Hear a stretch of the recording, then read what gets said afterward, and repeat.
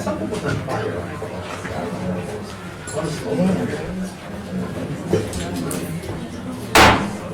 6:30, I'd like to call the Jobs and Economic Development Committee meeting to order. Clerk, would you please take the roll? Mr. R. Smith? Here. Mr. Prater? Here. Mr. Ratliff? Present. First on the agenda is a summary of proceedings.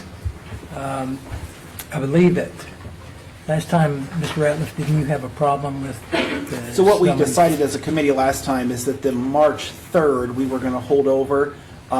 We don't have those yet, so I would propose, make a motion that we approve the minutes from March 17th, and then at our next meeting, we can do a double approval, hopefully then.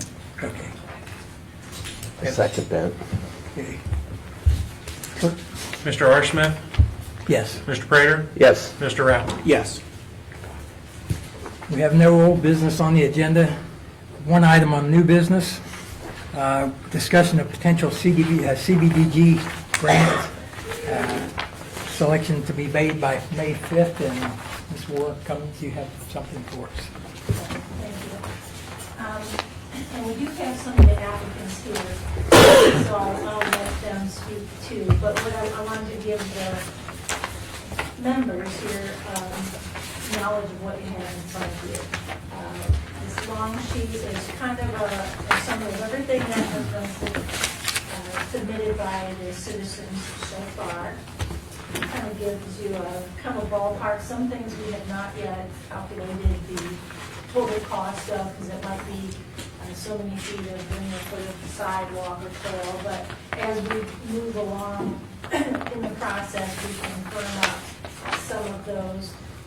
Keep in the back of your mind, I think it would be advantageous for us as a city to apply for 3 different grants simultaneously. So as you're hearing the presentations and as you look on the list, I have put on here which grant, I think which program that fits best with. So the first one is that formula grant, or the state now calls it the Community Development Allocation Grant. So that's where we get 2 projects. We will have, this year our amount has gone down a little bit, not by much, but we'll have about $157,000 for projects. We're going to need to spend at least $80,000 on a project, on low and moderate income beneficiaries, either direct beneficiaries, area-wide, or limited clientele like homeless or elderly, etc. The maximum that we can spend on slum and blight is $77,000. So again, as we get deeper into the process, I'll always make sure we don't cross over some of these thresholds. But because of that, I will list on that chart whether it's meeting a LMI or low moderate income criteria, or is it a slum and blight. So the other 2 types of grants we can apply for, they're both competitive. One is a neighborhood revitalization grant, which we do have a lot of the citizens, and so I am passing along a sign-in sheet because we do want to capture the fact that citizens have come to the meeting. It's a grant we can ask for up to $750,000. We can do at least 3 or more projects. This dovetails nicely with the fact that the city's going to be doing North Prospect Street as a total street rebuild with ODOT. So again, we can devote a little bit of money to lessen the city's local share of that project, or give it a little breathing room. Plus do a lot of the things that the citizens have pointed out. So those you'll see that I, at least on the chart, called it neighborhood or NRG, neighborhood revitalization grant. We need all, or we'll just have to find a way to fit into a budget of $750,000 on that. But that one we don't know, we'll know for sure.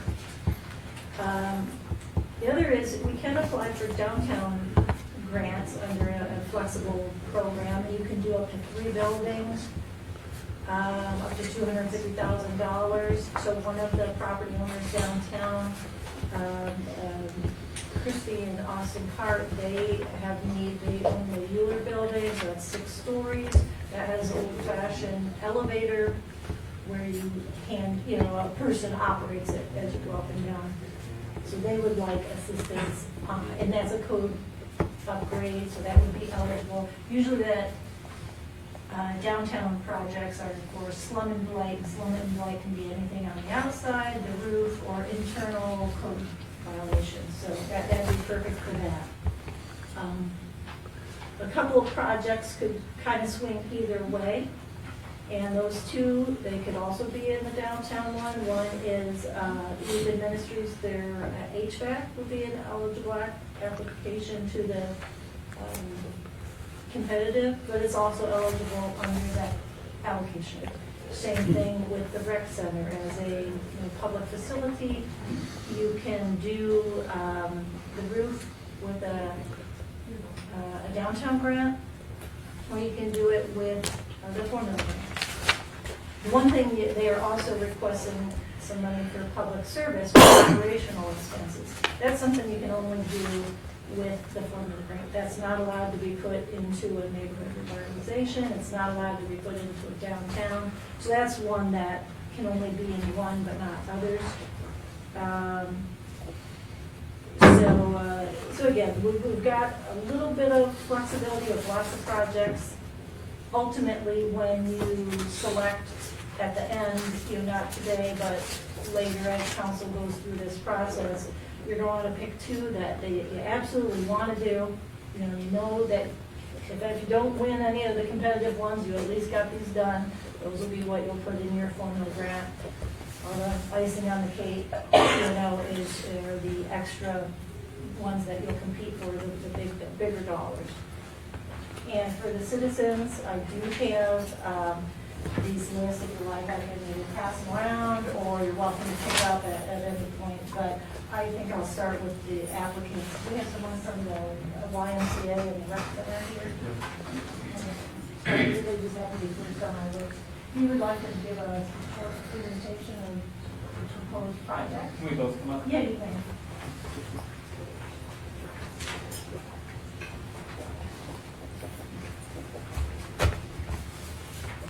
Please state your name and organization, please. My name is Andrew Grimes, organization's Marion Family YMCA. Randy Beddings, Director of Facilities, Marion Family YMCA. Thank you.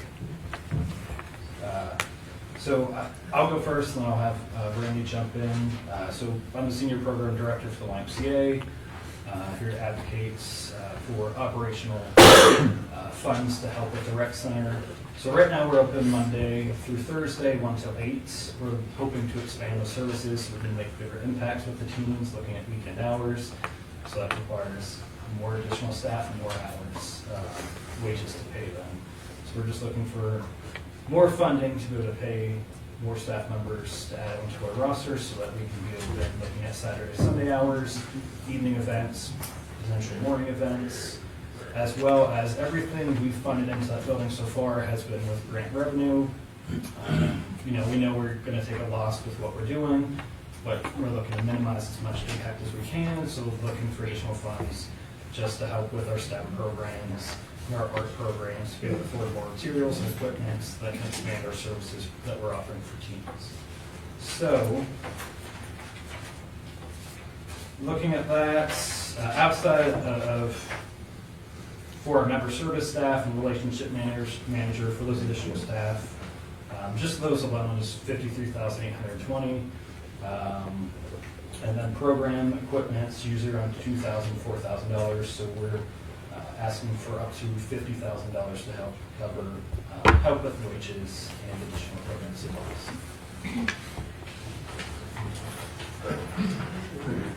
We've inspected the roof over at the rec center and the roof sections over the gymnasium and the south portion of the building where there's a equipment room, a south entrance, and a utility area. That room is also compromised. Both roofs are leaking presently in multiple places. So we're requesting an amount of $26,970 of grant funds to cover repairs to mitigate those leaks, so we can save the structure. Leaks in the gym. We have 3 areas leaking on the gym floor. so we don't want to lose the gym floor that we have. Also, the leak is coming down the side of the siding on the addition out there. So we've got some roof material rot in those areas. So we're asking for those funds. The estimate was provided by Burns and Scallo. This time, the repairs will extend the life of the roof for about 2 more years, so it'll allow us some extra time to gather funds and plan for full replacement on those 2 sections.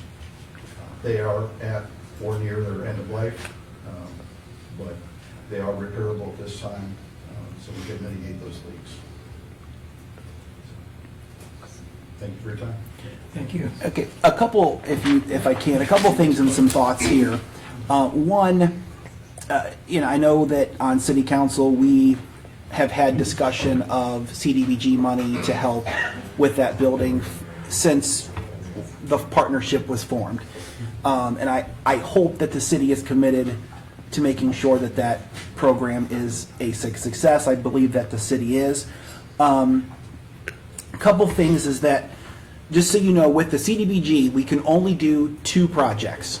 And even if we were to do roof and operations, that we can't even consider that, like, combine those as one and then do another one, that would be the 2. So I think it makes more sense to try to break you up, to fit you under a couple different things. And I think that the roof would fit nicely under the downtown grant application because of the location would be eligible for that. It would help with the slum and blight and would fit right into that project if we could get accepted for the downtown grant. Now, my personal, and I don't know, and Evelyn probably would have the better answer, if you're asking for $50,000 for operations, I don't think we can give that much based on the confines of the grant, that the most we could give for public service is $29,000. So I don't even think $50,000 isn't even allowed, even if we were to max out what we're able to give. Now, how I kind of would like to see it framed, and I'm one that likes to spend every single dollar of the grant. I don't like to leave, to put 2, if you add 2 projects together, I don't like them to equal 195. I like them to equal 196. And so I always like to have what I call a sliding scale. And if the YMCA was framed that it provided X amount of dollars for scholarships for kids to have memberships or to pay to go into the program, it would kind of be the same thing for you, in that you would have the same amount of money that you would receive, but that we could do it as a sliding scale to where we could have another project that costed X, and then the remainder of that would go to you. And that way we would use every single dollar of the grant.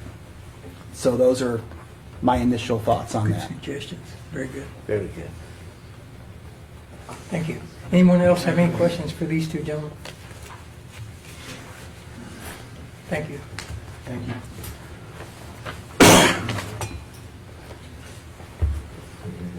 We have any public comment? I think Evelyn has more I was applicants. just going to say the next, and I appreciate that you pointed out that the max for the public services, 15% of our total grant, and it ends up being just a hair over 29,000, but I think we limited it to 29,000 to make it just simple, math wise. The next applicant is Legion Ministries. They have a request for $130,000 for heating, ventilation, and air conditioning project for the facility down at, I believe it's 150 Court Street. And we also do have about 21 letters of support and recommendation from various lady groups.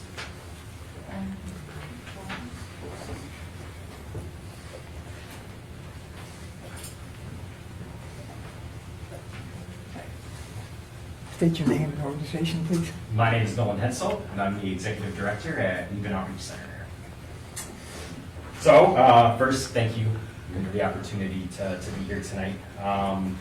So Lebanon is, we're on the precipice of completing the homeless shelter project, which is located at the old Marion Star Building. It's at 152 East Court Street. Lebanon Outreach Center is 150. It's a separate address, but it's in the same building.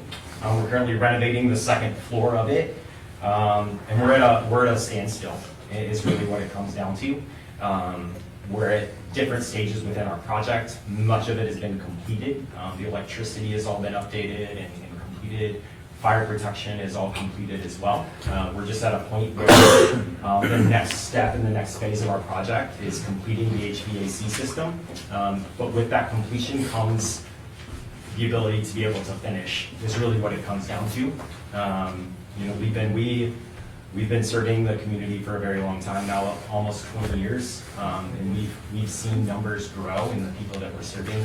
We have over 100 registered with us of people who are experiencing homelessness just this past year. So we know the need is there. And without appropriate ventilation system and heating and air, we can't serve in that capacity. And so we're currently asking for up to $130,000 to finish the HVAC system. We have partnered and gotten some quotes from PL Mechanical, who've given us our estimates and things like that. And yeah, that's kind of where we're at. Okay, thank you. Any comments? I don't mean to monopolize the discussion up here, but there again, I think that this is probably a really good project for the downtown grant. And I'm not sure, I know that the downtown grant is up to $250,000 with 3 buildings that we can help. If that's $250 before or after admin cost, because that affects my math. There would probably be a little bit of admin, maybe 20 out of it or something. Well, that's a lot.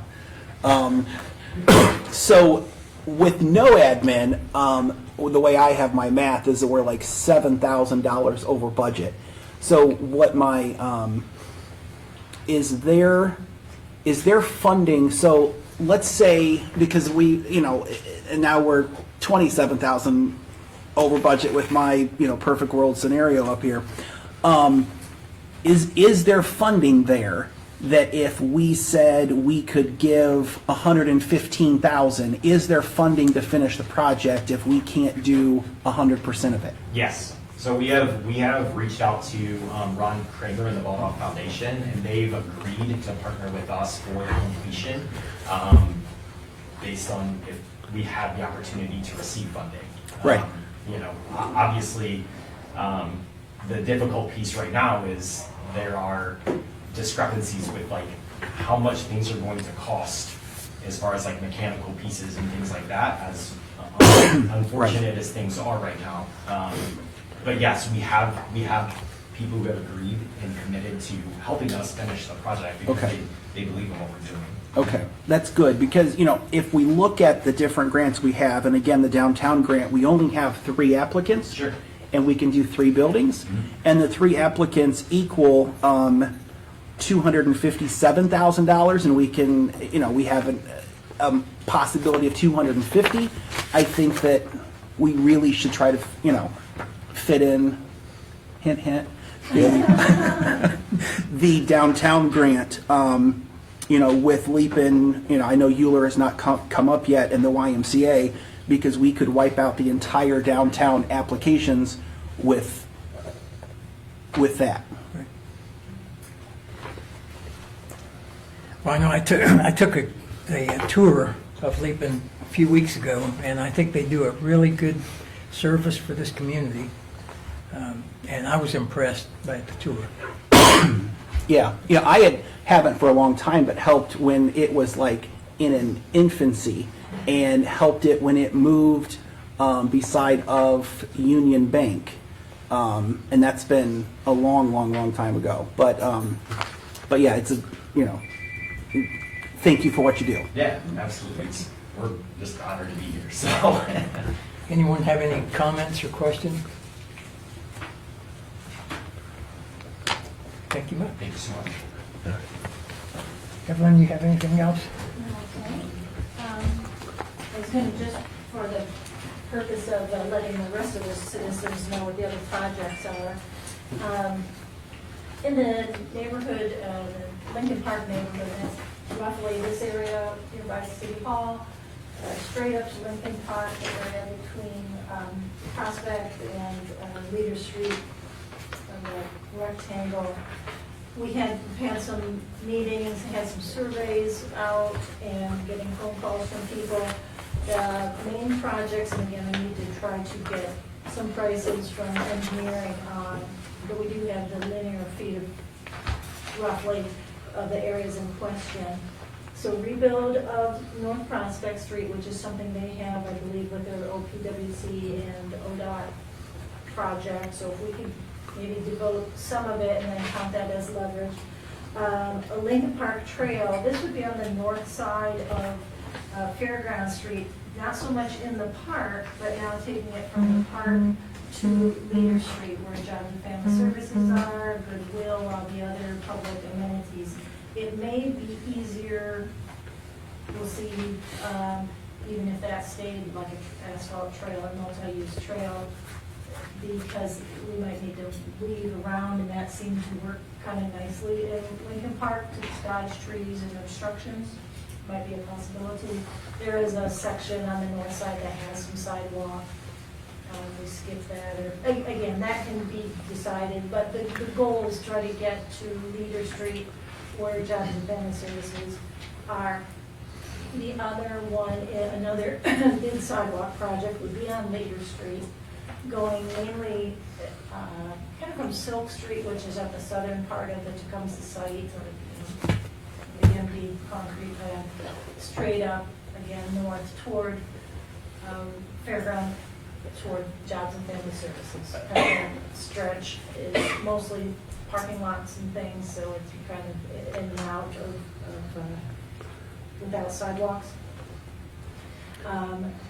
Couple streets in particular were pointed out: Commercial Avenue and Commercial Street.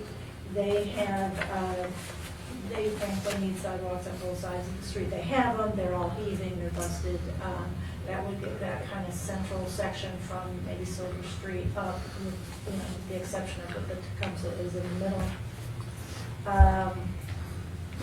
Baldolph Park, it was suggested maybe a picnic shelter or some sort of shelter there that maybe could even double as a bus stop. I don't know if kids have bus stop in that area.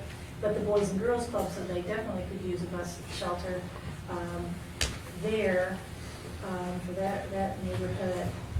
Mary Street, 365 Mary Street is a abandoned home that's, I think, front porch is caving in. I think we are probably, that needs demolished.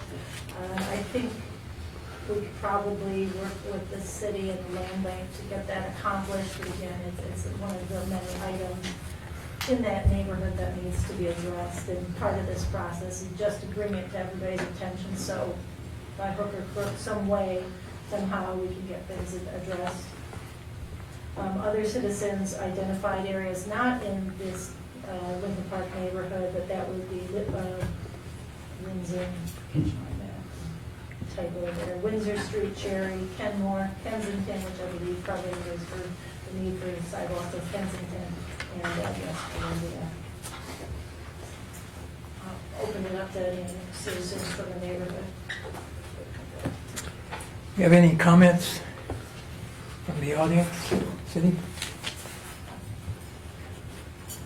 Guess it's our first reading. Yeah, no, So, oh, we're gonna still have more, but, yeah. Oh, didn't see you back there. We created 365 Silver Street. We could talk about sidewalks in front of Boys and Girls Club too, because they're pretty atrocious. I didn't know. Oh, on Clerk Street? Yeah, Clerks. I couldn't, all those little streets over there confused me. Thank you. And there isn't a bus stop in that area. The bus stop is on the corner of Silver and Leader. So I don't know, maybe if that's something to coordinate with the city school zone or something like that to get, because there isn't, I mean, there's snow, rain, dark, the kids are standing out there. So maybe that's something we can figure out. Thanks. Thank you. Now, Evelyn, I know that we don't have prices for all of these yet, I don't think. No. Is there for North Prospect, your Lincoln Park Trail, Leader, Universal, Commercial, Boys and Girls Club, and Mary, is there a way to get all of that in under the 700,000? There might be. I'll need to pick the brain of the engineering office to kind of backward engineer. That might be too much, but we shall see. Okay. I will try to have that before your next meeting so that we can see what does that total come up to altogether. What I think is that the sidewalks over collectively would break the bank with just those, but I might be wrong. Right. But that's what Michael, go ahead. Just food for thought, I know we're already talking about doing it from Leader to the park asphalt path. It's so much less expensive than doing a sidewalk. So if we consider that option, I rode over there to check out when we first started talking about this. It would be a challenge probably to do a wider path in that area, but maybe if we're creative, we could save some money by putting an asphalt path instead of concrete sidewalk all the way down Leader. So just a thought. Good idea. Yeah, it's an awful lot of parking lots in that area, on north of Silk, so that might not be. Michael, I'm sorry, did you or Jeff, roughly speaking, how much was it for linear foot that path? Did that break down to $100 or No, it was less. Less than It was that? like 35, 36. I can't recall. Lineal foot, I think, for the first phase of Lincoln Trail. Okay. Yeah. So what we'll do is we'll figure out roughly what is it per linear foot of trail versus, let's say, per linear foot of concrete for sidewalk.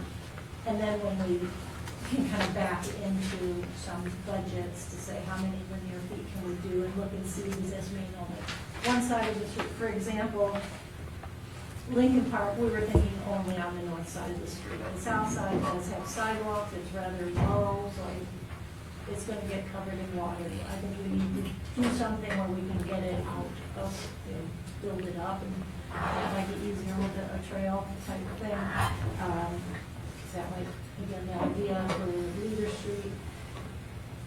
But when it comes to Universal and Commercial, when I drove up and down there, both sides of the street were really bad, so I don't know what that might cost to completely do both of those streets.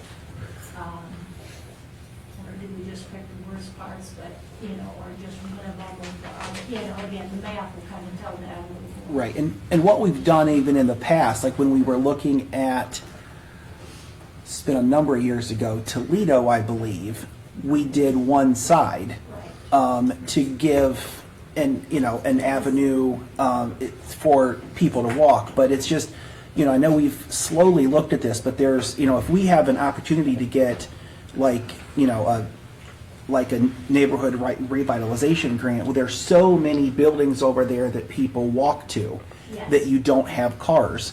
And, even with the path on at least one, if it can be an extension of the trail, it would make complete sense. Yeah. In that, A, it's an extension of the trail, and two, there's kids that ride their skateboards to the park because the skateboard park is there. And to be honest, an asphalt path is safer than a sidewalk that has ridges in it for the kids that are going to ride their skateboards there. It's just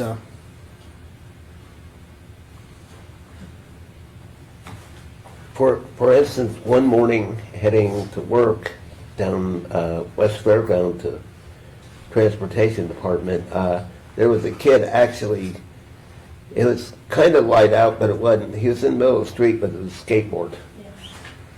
I mean, that happens. And if you had some kind of a path over there, you could eliminate that issue. Yes.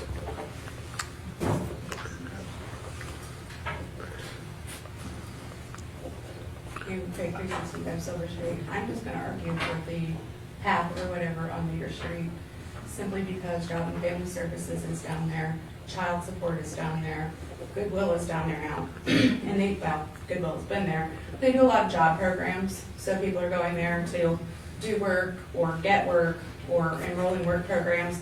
And I do see people with strollers walking down Leader Street. I live right there, so I see people walking down Leader Street, good weather, bad weather, all weather. So I think it is like parking lots and ditches, so I don't know exactly how you would do that, but I think that would be something that would benefit that area a lot. Thank you. I agree. I think that's an unsafe situation out there right now. I can definitely work with you on developing Okay. preliminary cost estimate or something. Layout, see what works. What's the time frame out now? How does things move forward for everybody? By May, is it the 5th or 6th? I think it's the 5th for Yep. the CDBG. Right, that Jobs and Economic Development will make their first stab at potential budgets for all of these. So between now and May, I will be working with the city engineer and council on coming up with some ballpark figures so that at least you have a little more information to make some educated guesses on what you think, would be your priorities. And then we will put a legal ad in the newspaper stating what those potential budgets are. Then it will go on to full council for 3 readings, one of which will have a public hearing in there, and people can comment on what Jobs and Economic Development is proposing. And again, at full council, maybe at the second or third reading, it can come out. By that time, it's about time to turn it in. So the main thing is between now and the May 5th, we want to start fine tuning to see how many ways to divide this up and what are our absolute, if you only get the 2 that you've asked for in the formula grant, which 2 do you want those to be? That's the hard one. Because the big grants look great, and if you can get it, then it's like you hit the lotto. But if not, then we keep plugging along. The other thing you can do is have one budget, assuming you're getting one of the big grants, and then if you don't, let you have an alternate project. Say, well, if we didn't do that, then this is our backup. Okay. I'm just gonna throw this out there. If we do decide to do a path and we get funded for it, that'll also make us score well in the future for connectivity with other paths and all these grants that are happening. So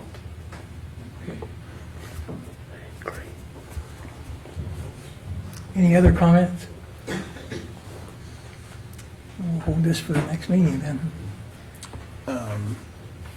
When will you be able to give us the costs for the middle section, which a lot of them would be under the neighborhood revitalization?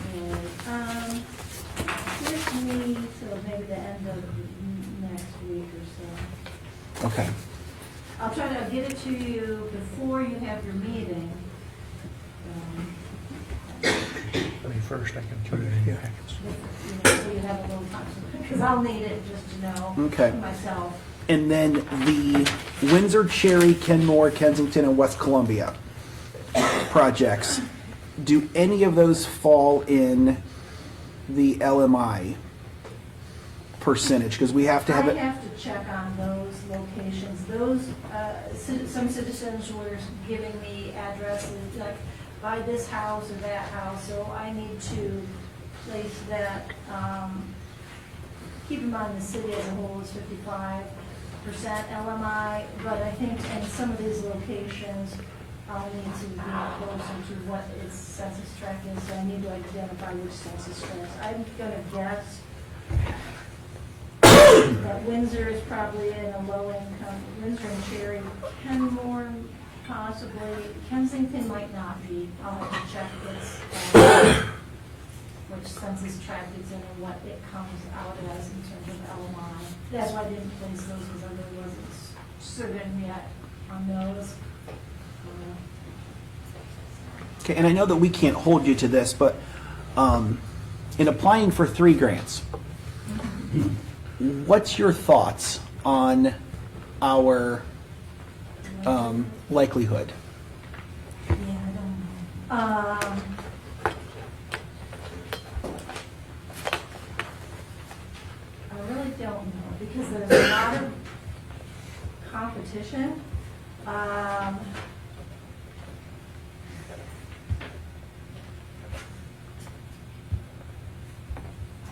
really don't know. I'll have to ask them and find out the state on, make sure I know what they award the points on exactly, because, that's what I'm counting this as a meeting. Some of it's participation, some of it's our distress level. But since they aren't asking for a lot of leverage, I really don't know what they're giving us points for. That's the part I'm not 100% sure Okay. on. Okay. In terms of craftsmanship, how can we, knock it out of the park?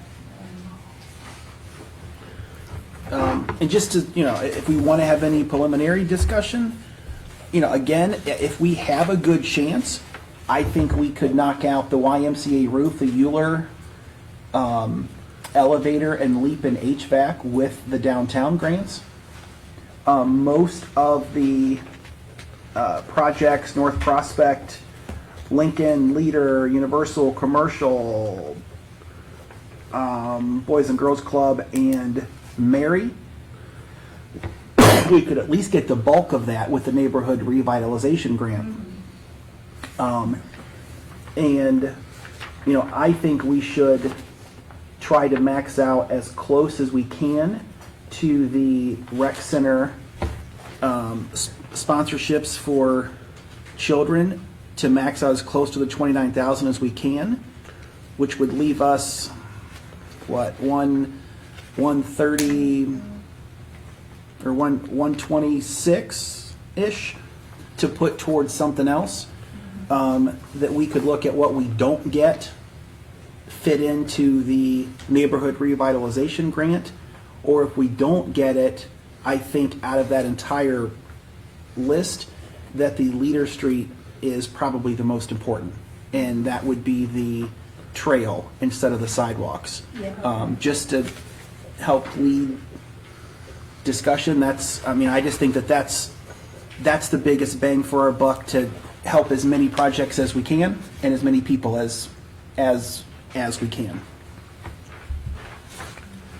Okay, so Leader Street Trail and Rec Center Public Service, basically as the formula. As- and then yes. Bundle the others.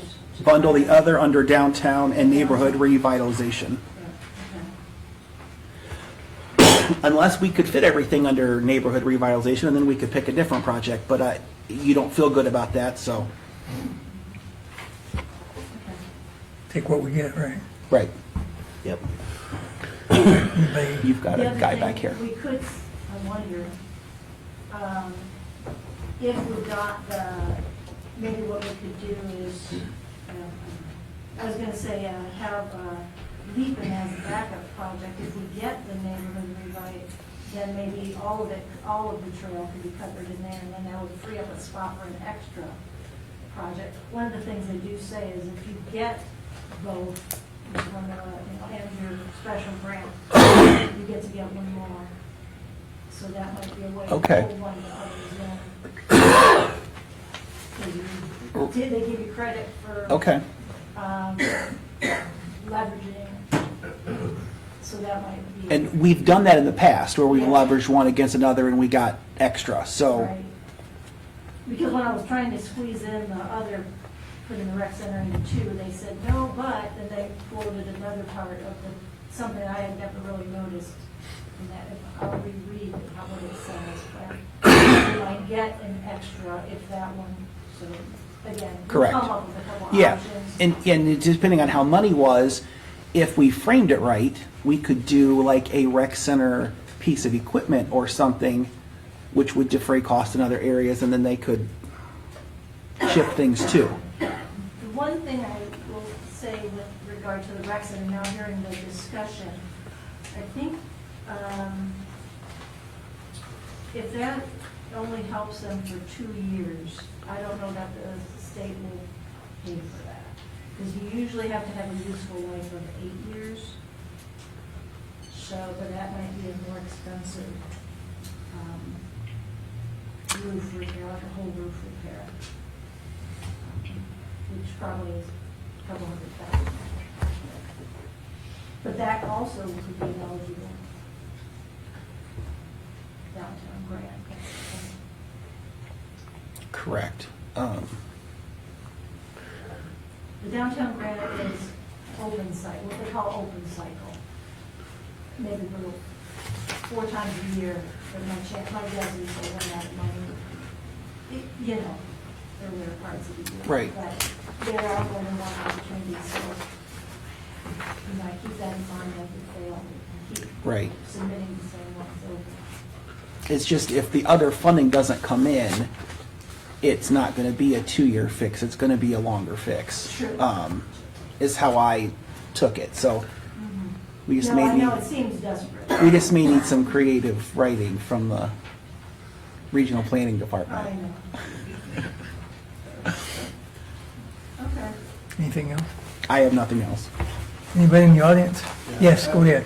The podium kind of blocks out half that side there, so I can't see. Mr. Rattle, since you suggested a different Could you state your name downtown and- grant, what does the Y have to Sir? do with we have to Sir? make a new application? State your name and your Oh, address. apologize. Randy Meddy, YMCA, Director of Facilities. Okay. So the regional planning over at the county will lead you through all that. Okay, so follow up with Evelyn. Yes, and Should we be getting a cost for a total replacement? Just to have it in our pocket? I guess you. I think to have in our pocket in case. Yeah, it wouldn't hurt. I don't look for us to be able to get that money to do that with, I do have an estimate for a full replacement of the gym roof and the lower section that we talked about where we have leaks. okay, It was around 130,000 for a full replacement. okay. You know, and again, I don't look for us to have the funding to do that anytime, you know, in the next year or two, but, you know, and then that estimate won't, you know, it's good to know, but it won't do probably any good once Right. that funding is there, but, Yeah, who knows how long the repairs are going to get us through. Most likely it would get us through a longer period of time, but. Right, you know, Burns like and Scala 8 years. They committed to it. Yeah, like 8 years. I do have a question for you. If you had to have, what is more, if you had to prioritize one over the other, is it the public service or is it the roof? I would say the roof. I mean, the structure provides us the have those services. So without the structure, we have no services. That's my opinion. I agree. Thank you. Thank you. Any other comments? Yes.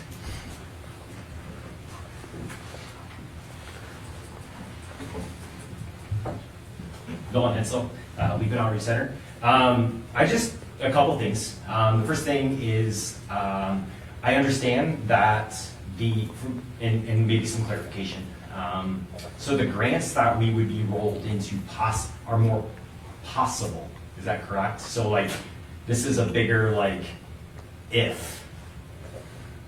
If we were to roll it into the possibility of I think it was the 750,000, is that correct? You can't roll into that one. You can It's roll the into downtown. downtown. Downtown, I apologize. No, it's okay. So the downtown grant is more of something else that we would have to apply for. that's And- something I believe we would apply for. Correct. But that's still, we're going up against an extremely large competition in that, is that correct to say? Whereas the one that we're applying for tonight would be basically guaranteed. Is that correct? Right, If we are awarded If you're it. selected Correct. for the formula, yes. Yeah, And so- you're in. My reason in bringing that up is, we have seen a large outpouring of support for this project from, an incredible amount of community partners, from Ohio Department of Jobs and Family Services to the Adam H. Board to, there's been our county commissioners, like it's been a very large outpouring of support for this project because there's need and a great need. And I think for us to think about that capacity of like, this is just a possibility, we're gonna try to get this versus something that is more guaranteed, would allow us to actually be able to serve a large need in our community. Yes, I totally get it. Now, one thing that we do not apply for these every time that they become available, and we have a pretty good success rate of getting some of this stuff. One thing, I'm glad you mentioned that the county commissioners are on board, because remember, they get this money too. Well, that is true. That they could also fund this with theirs. Or I don't know if there's an opportunity that we could partner with them, that they kick in some of theirs and we kick in some of ours. I don't know. I don't know that we've ever done that before, but We have on Heritage Hall. Okay. We're in opposite years, so sometimes it works, sometimes it doesn't, depending on the project, if we can kind of back them up. So, I think there's more than one avenue to, help here. Thank you. Thank you. Any other comments? Anything from the city? Committee? Okay, guess we move on. Next on the agenda is matters not on the agenda. Do we have anything from city audience like to bring up? Yes.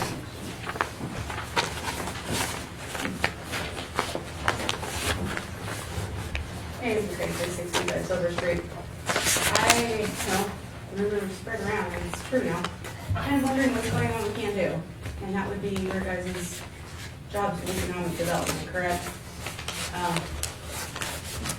Mr. Comstock has been, I don't know exactly, I guess he's not going to be the leader for much longer. I have seen social media, I've seen headlines. I have not received anything from Can Do. I don't know if anybody else has. I couldn't sit here and swear under oath anything has happened with the information that I have. And other people may have more, but that's... Mr. Smith, aren't you on the board? I'm on the board, but I'm not at liberty to say until notice goes out. Okay, so a notice is coming. I don't know. If there is, that's when I'll be able to talk about it. Okay. I guess I was just wondering, because it just kind of disappeared off the agenda, and I'm wondering now what's going on, because we've given them a lot of money over the years, and it all just seems sort of questionable at best. And I was wondering, after the deal with the solar farm, and there's some other things that I know about, have we been misled? Are we checking into that? Or like what? I think the citizens are owed answers as to how abruptly it ended. Because a month ago they're asking us for money, and we're asking them for answers, and now we have a change of leadership. From my understanding, the city service director's contract for $48,000 was canceled. I'm not sure if that's true or not, but I know that had been a big ethical question at the beginning of last year. So I was kind of wondering, the concerns surrounding that, and if we are going to get any answers. Because if the facts have been misrepresented to the taxpayers of the city of Marion, then I think there's probably some legal recourse that we should check into.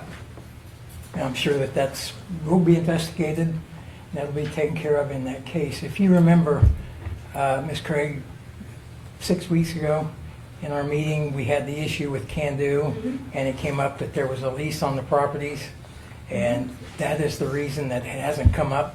But from what I understand, it will be resolved, but I don't know when. When it does, we will bring that back. Well, to I council. guess my concern is that we're 30% of their funding, about 30% of their funding. Does that sound right? 50,000, county does 50,000, and they raise about 50,000. I think we're like 42. Okay, so it's hard to keep track of everybody's budgets. So we're a significant portion of their budget, and I know it had been discussed when the solar situation first came out that, can't we just like flip this resolution and then give them the money when things get straightened out? And I was, are we still sitting on the 50 grand? Because do we need it? And Mr. Box nodding his head, thank you. So we're still sitting on the 50 grand to give them then. It's 41.6. 41, okay. Again, I can't keep track of who gets what. So I just feel like the taxpayers are owed some answers on this. I'm sure they will get them. When we get the answers, we will Well, we were make it public. told answers last year that weren't exactly true, and now I think they're coming, where they said the hens are coming home to roost, is how that statement goes. And I think things are probably going to get worse before they get better. And I would ask that as the economic development team, that you do get some answers for the taxpayers in this situation, because we do deserve to know what's going on with an organization that we've funded for well over a decade. Thank You you. will. Thank you. Thank you. Any other comments? Matters not on the agenda? If not, meeting adjourned at 7:21.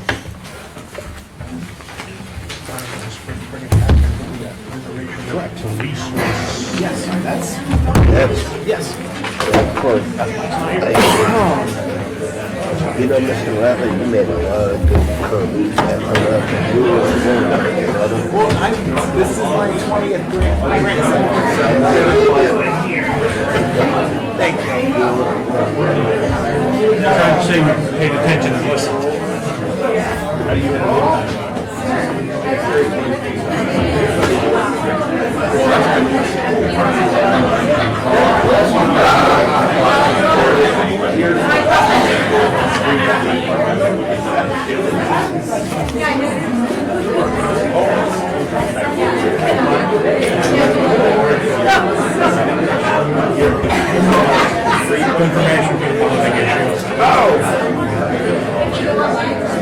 This discussion back and forth is where we can be covered under the. Yeah, this is from the insurance company, they're still looking into it, but he highlighted 3 people according to yours. This is my dog.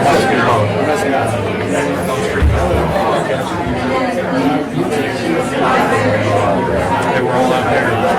I only print up about 20 for this because, or 12, when I printed up 24. As an original team. You're doing fantastic. So I've only been printing up about 12. I didn't expect those people, so. No problem.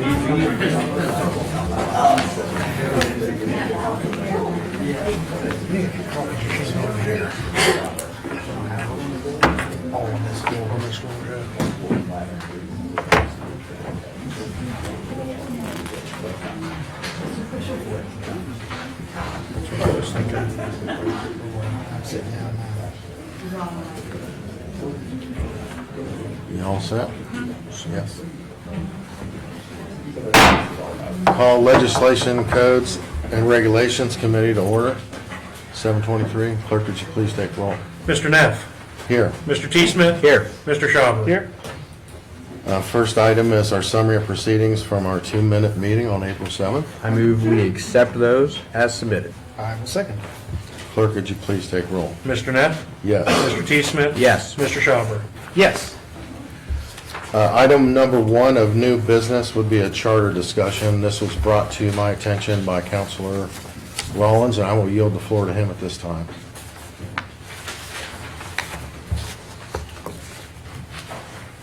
Sure. I'm not going to sit up here and make the case for a charter city. I think I did a pretty good case of that a couple of weeks ago during committee night. I think there was a pretty good demonstration as to why we need a charter city. I don't know why this hasn't come up. This got returned to legislation and codes some time ago, so I'm excited to hear it back on the agenda. I think part part of the preparation for this, there is an ordinance that was previously put together, maybe back in 2022. Honestly, I think with the exception of changing relevant dates and understanding the timelines for a charter, there's no reason that we can't move forward, and I would encourage this body, if you want to continue to have the charter on your agenda, to please do so. Thank you. May I ask Mr. Rollins a question, Chairman? Sure. Mr. Rollins, may I ask you a question?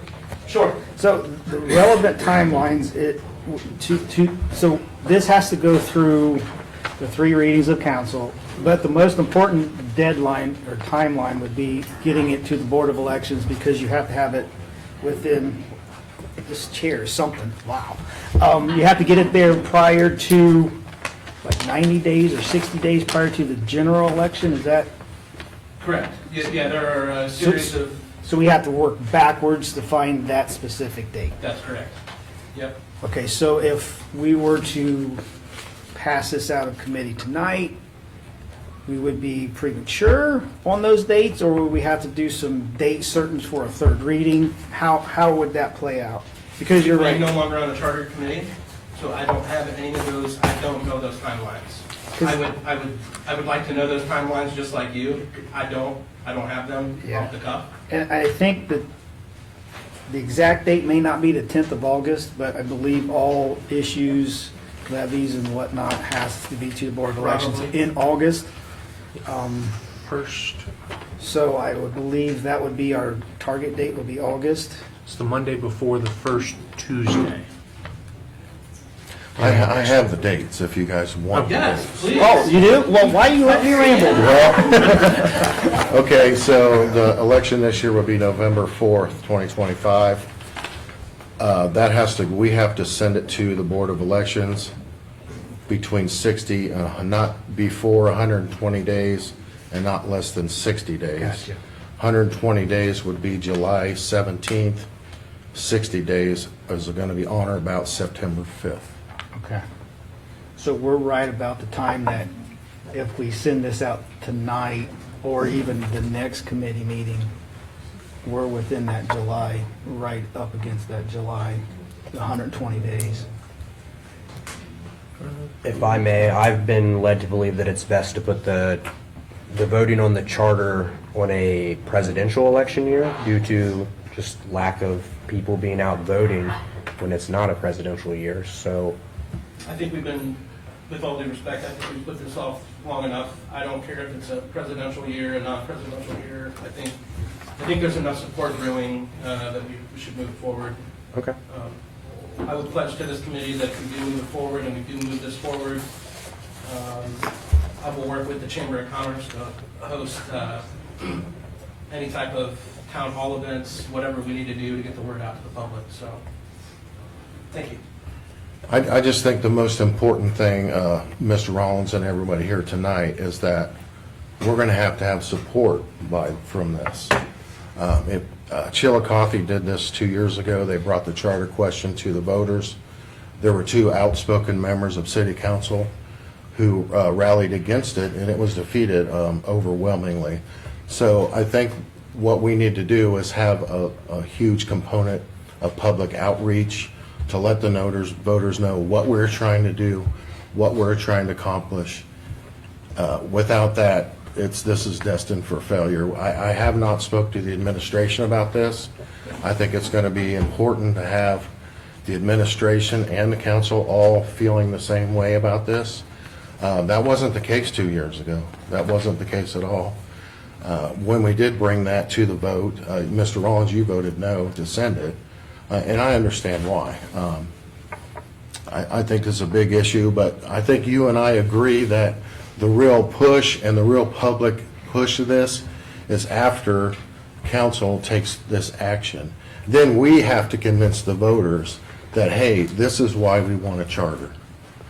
We could go round and round and meeting after meeting, and I went through all the notes this past week of our charter meetings, and we could go through that whole rigmarole again, but the onus is going to be on council and the administration and stakeholders in this community to say, yes, we feel that the charter question is a legitimate question to bring to the voters. And that's all city council's part of this is to do, is to bring the question to the voters. That's our part in it. The city council won't be writing the charter, the administration won't be writing the charter. The council, the committee, the charter commission that will be voted on by the electors will be the ones writing the charter. Mr. Chairman? Go ahead. So, would your plan be to get this before council sooner than later? And then if it passes council, then you really start your campaign to educate and get people towards. That's when, Going in through the earnest, the work would have to begin, is once once council said, yes, we want to give the voters the opportunity to Just, vote on yeah, this. all they're getting is the opportunity to say That- yes or no for a charter. That's all we're putting. That's in the front only of them. question. The first year, the only question is, shall there be a charter commission? And then who are the members of the charter commission? You will elect 15 members to the charter commission, and yes or no to moving forward with the charter.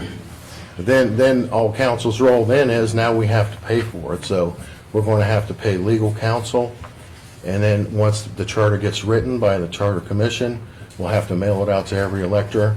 And once again, we have to do this successfully to get the word out, why they need to vote for the charter, why they agree with it, and why we should go forward with it. And right now, the only cost to the city would be putting this on the ballot, correct? Mine, yes. I believe that to be true, yes. Okay. The cost will come down the road if the voters approve it. Then we would have to have Then we legal have more counsel. fees. We'd have to have the legal counsel and for the. We would have to have minutes of meetings. We would have to Right. get that part all covered, and then we'd have to Right. mail it out to the voters, so. Is there a estimated cost as to what that costs? you? A wild guess, a wag, as the former mayor would say, $30,000 for legal counsel and $30,000 for the mailer. That's a wild guess. Somewhat within a degree of certainty. Right. Because we're not allowed to use our city law director for that. Right, there are a couple of law firms that specialize in this, and that's what they do multiple times. One of them is Gary Hunter, who's already told us in the past that he's not coming back up here without a signed contract. He's been here twice and spoke to a council maybe in 19 and then in 21 or 22. And I was extremely frustrated when I went to YouTube over this past week to try and listen to the audio recordings of those meetings. I don't have access to that. I don't have any access to those meetings. Those may be gone because audio is, the record retention is 6 months. Okay. So they could be gone. Okay, well, I'm just saying, I know for a fact that I was not able to access Yeah. access. The audio is 6 months, the minutes are forever. I have some audio files. I don't know what's in there. We can look. Yeah, they may still exist just off of the site, but I do know our record retention is audio is 6 months. So Okay. somebody go, Two things, yeah. One, there. Name and address, please. Christian Nelson, 211 East Fairground, and just so you're aware as well, the YouTube page is still there, but if they're gone. So, That's my it wasn't just you. understanding, yeah. It wasn't just you. So, I am not for or against the charter. I'm just saying, the last time that this was brought up, it was my understanding that the request was, there's two ways you can get this on a ballot. One is city council can vote to place it, and the second is you can get signatures from the citizens saying they would like to see it there. And it was, at that time, some members of council had the opinion that they wanted the signatures before it goes anywhere, because then that shows that the committee has gone out, they have pounded the pavement, they've talked to people, people have signed their petitions to put it on, and they would feel better voting for it moving forward. Are we not doing that this time? Like, we're just bypassing signatures altogether and just gonna do with an act of council to place it on the ballot? Well, once again, we're the elected officials of the city, and it would take a 2/3 majority vote for us to do that. And I think that's kind of what we're proposing at this point. And like I said, it's going to be our job to sell it to the voters. It won't be anybody's fault if it doesn't pass, other than council's fault. It will be on us to do that. I have a full-time job. I have this council job. I can't go out and get 10% of the voters, which is like 20,000 people. I can't go out and get 1,800 votes. I can't get 1,800 signatures. But if a majority of council would be in agreement with this, then I think that's probably the way we would go. But that's just an opinion. We are the elected members of city council. So then the answer is yes, we're gonna try to put it on by through council. We're not gonna- I'm one person, so I'm just one person. I understand, but that's the understanding then. If it passes out of here, it would be 3 readings and hopefully onto the Board of Elections in time to be placed on the ballot to be voted on. And then at that point, it would be everybody's on council's responsibility to sell.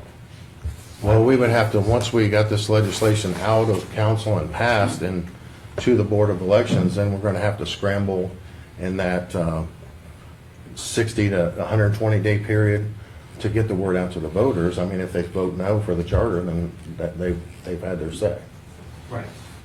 So, I guess again, not for or against the charter, my biggest concern would be, because it's an off-cycle year, you really need 5,000 people to show up and vote yes for this thing for it to pass, in a town of 28,000. And then that'd be 20+ thousand people just had their city changed, and they didn't vote because, for whatever reason, I'm not saying you do this, it wasn't relayed to them how important it is for them to come out and actually do something this time, because they're thinking there's no president, so it's not that hard for me to really do anything. So the campaign to bring this to the people's attention and make sure they know about it would be more monumental than getting 1,800 signatures. Because you're going to have to ensure that they are actually aware of what's going on, because you've been here for building codes. What do you think is going to happen when they realize that the city rules that they live in are no longer their rules? I mean, that's going to be even bigger. I'm just saying, if you choose to do this, fantastic, I'm one vote. But please do your absolute best to ensure that people understand what's happening. And it's not one of those things that you just like counting on, that you would low turnout to get what you want done. So that's my only concern. But thank you. Okay, I would never think that was the intention, so that would never be my intention. I don't think that it would be. Thank you.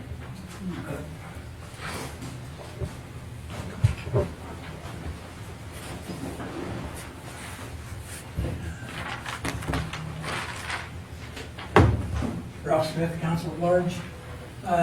Just so I understand, and I hope there might be some people in the audience who are kind of confused too. This is a 3-step process that we're going through. What you have tonight is just to ask the voters for permission to bring together a committee of 15 people. And then the second stage would be to solicit petitions from those 15 people or more so that the voters can vote who they want on that committee, or is that appointed? No, those will be voted on by the voters of the city. You will be able to, any elector of the city can nominate themselves and circulate a petition, much like we do for council, and go on the ballot. So, yeah, there would be 2 votes the first year. The one vote is charter yes, charter no. And then you would have a slate of candidates for the charter commission. And that would end up being, if we had 30 people, 15 people would be elected to the charter commission, and they would be tasked with writing the charter. City council would not be tasked with writing the charter. And after they write the charter, then the voters would have to vote on the charter. Then the charter comes back to city council. No matter what that charter says, we have to approve it. We have to go forward. We have to spend the money. We have to pay the legal fees. We have to pay for the mailer. No matter what the charter says, we have to move it forward. So it's important that we get the right charter written. There's been a lot of discussion about how we can make overwhelming changes to the city, and that's going to be completely rejected. So we don't want to do that. We can make small changes and have a charter to where going forward, Marion, Ohio can decide how they want their government to run, not have the state legislator decide how Marion is to be run. But yes, there would be 2 votes the first year. That charter would come back, city council would send it back to the Board of Elections. We would mail it out to everyone, and they would have the opportunity to read and deliberate over the charter and vote yes or no for the charter. Does that make sense? Thank you. If I may, how did the formation of the previous committee that you guys had formed come about? We its discussed purpose? that we wanted to have a select committee for the charter, and that committee was chosen by the President Pro Tem at that time. Is that something that we should do, is form a committee, you think, to discuss this further? I don't have any interest in doing that, Mr. Schauber. Yeah, I echo what you said. I don't have any interest in doing that. Just in the interest of time, if you want to get this on a general election now, and you probably want that 120 days to campaign for or against That makes a lot of sense. this charter, we should act either this week or at the minimum the next round of committees to send this on to council, because that'll put us into May if we go next round of committees, and then that'll come out to council. That'll put our third reading in July. June. You'll have 2 council meetings in May, and then the third one will be the 1st of June, Our next committee is in May, right? May 5th. Okay, so then the third reading will be in fact in July, right? June. June. Anyways, It's one of those J months. we could push it there, just because I think that 120 days is going to be important for either side. I think you make a great point, Councilor Schauber. Yeah, we're going to need all the time that we can if we want this to be successful. And I know, for one, I want it to be successful. So I will get with the law director and have him look this over and make sure Change the dates. that's correct, and go from there. And I will tell you right now, if it comes up next week, I'll make the motion to send it on the council report. And we can debate it on the council floor. Absolutely. Mr. Clerk, Mr. Pollock. The law director had some confusion on his face. Oh, no, I wasn't confused. When they were talking about changing dates, I attached an old ordinance that had this on there, so they No, had I'm some appreciative reference. of Mr. Neff and yourself sharing the dates, because that's where I remember leaving off, is refining a proposed ordinance, this one, with getting the dates as correct as possible back in 2022 to get ready. I'll provide any assistance, but I think the bigger question, just from listening, is what is it? Because, yes, you've explained it correct. The voters are asked whether a charter commission should be formed. And if the vote is yes, then 15 members who get the highest votes are that commission to write the charter. But I think it's also probably important at this point in stage, what is it you want this charter commission to focus on? Because you can go out and you can find a charter, say, in Akron, and adopt a whole different change in government. What's the structure of the mayor? Is the law director appointed or elected? I think it's important that we at least discuss what is it that we want to try to accomplish in our first step. And as was explained during those previous presentations, you don't try to bite the whole apple at one time. We have seen what our need has been in these last 5 to 8 years. And if we limit and give some direction to the Charter Commission that the purpose is to fix the problem that we've experienced in the last 5 to 8 years, they've got to focus. And if the voters have a limited question, should a Charter Commission be formed to resolve the issues that we faced in the last 5 to 8 years, they're going to know what they're voting on. So I think it's helpful for all of us that are going to be involved in this endeavor. Let's talk about what the it is. And the it is, let's repair the problems that we've experienced in the last 5 to 8 years.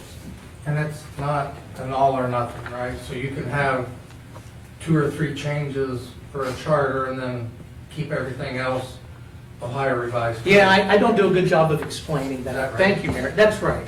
We don't need to adopt a charter that replaces all of our structure of government. We can have a charter that replaces whatever elected office holders you pick, or the commission picks, because the commission's going to write the charter, and say, should we have an elected city treasurer, elected city auditor, elected city law director? Should we have those positions, or should we have a director of finance that performs the functions of auditor and treasurer? And again, I won't leave myself out. Should the law director be appointed or elected? I don't want to go so far as to, if you change the structure of Marion and the way it's been governed by a mayor who's elected by the people every 4 years, that's probably a little too big for all of us to say, yeah, let's give something totally different. So I leave off with the three junior elected officers in the administration. If we focus on what we need to fix, I think we're going to be better off and be easier to explain to the people when we're talking with them. What's this charter? Well, if we can keep it small and pinpointed, it's going to be easier to explain and accomplish the goal. I think is what we're talking about. The goal at the point in time is we've gone long enough. It's time to either ask the voters whether they want to change the structure of junior elected officers in the city or continue with what we have at this time. And just a point, sometimes people get confused. Council members, the statute does provide the council can have staggered terms. So we don't need a charter to change the fact that council changes at the end of every 2-year cycle, right? We can do that without a charter. But people ask that a lot of times, do we need a charter so that we can have council not all rolling off at the same time? No, we can change it to where you have 4-year terms and you cycle through. So don't confuse that with the charter. The charter focus now, in my opinion, given my experience and observation, should be limited to, do we need to change the structure of our elected officials? Thank you, Mr. Russell. Yeah, one last thing. Mr. Schauber. So back in January of '24, that was the original tension when Mr. Ratliff was on this committee. Our goal was to identify the issues and see what we could do within ORC to address those issues. Well, that got squashed, and I wasn't going to bring it up, but here we are today. So I think by bringing up issues, we're just going to confuse the whole thing, and we'll be right back to where we were in 2022. So I think we either need to do something on the pot or get off, and just put this before the voters and let them decide, because the 15 people, that's going to be all your special interest people. Everyone that's got a stake in this game is going to run for that and try to be on that charter commission, and then the politics are going to be really thick then. But they're the ones with the vision that want to see what Marion is in the future, and we should let the voters decide. Thank you, Mr. Schauber. Once we get those dates correct, we'll put this on the agenda for next committees. Yes, I will get with the law director and try and get that set up for the next committee meeting. So we plan on having a committee in 2 weeks. Anyone else on this matter? Item number 2, we have legislation, bonding of the auditor's office. Clerk, could you read this? Ordinance amending Chapter 149.01 of the Marion City Code to require certain employees have sufficient surety bonds and declaring an emergency. I gave the committee a copy of the email from the service director that I got a little bit ago on this, along with an update of page 2 of the ordinance that shows which officers must be bonded by Ohio Revised Code.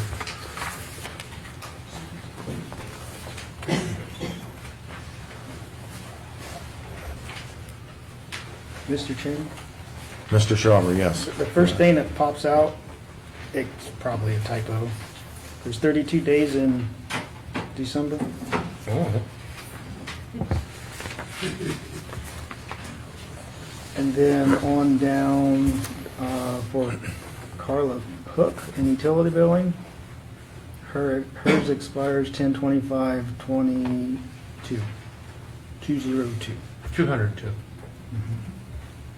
I'm assuming it's a typo. And quickly looking at the dates, even though Miss McGinnis expires 12/32/20, I don't know if that's the first 2 of the date or it's the last 2. But shouldn't we have these expire at the end of the terms instead of midterm or whenever? If I may, I participated in assisting in drafting, and I thought the format that I kicked out eventually, at the top of that column that says expired, I had placed informational purposes only, because that's not telling you when their bond needs to expire. That was just giving information about existing bonds, and obviously, as things are carried forward, sometimes errors are made along the way, and that's why you see 202 and you see December 32nd. But the column for expires should be, that's just informational. That's telling you the bonds that exist today, what the expiration is believed to be today. If the council was to adopt this, the key component is these employees or officers are required to have these bonds in place. Expiration date would be irrelevant because there's a paragraph at the bottom below that says without these bonds in place, they don't have the capacity to be an employee or the officer. So the expires column is just informational. And so is the estimated cost, because costs change over time too.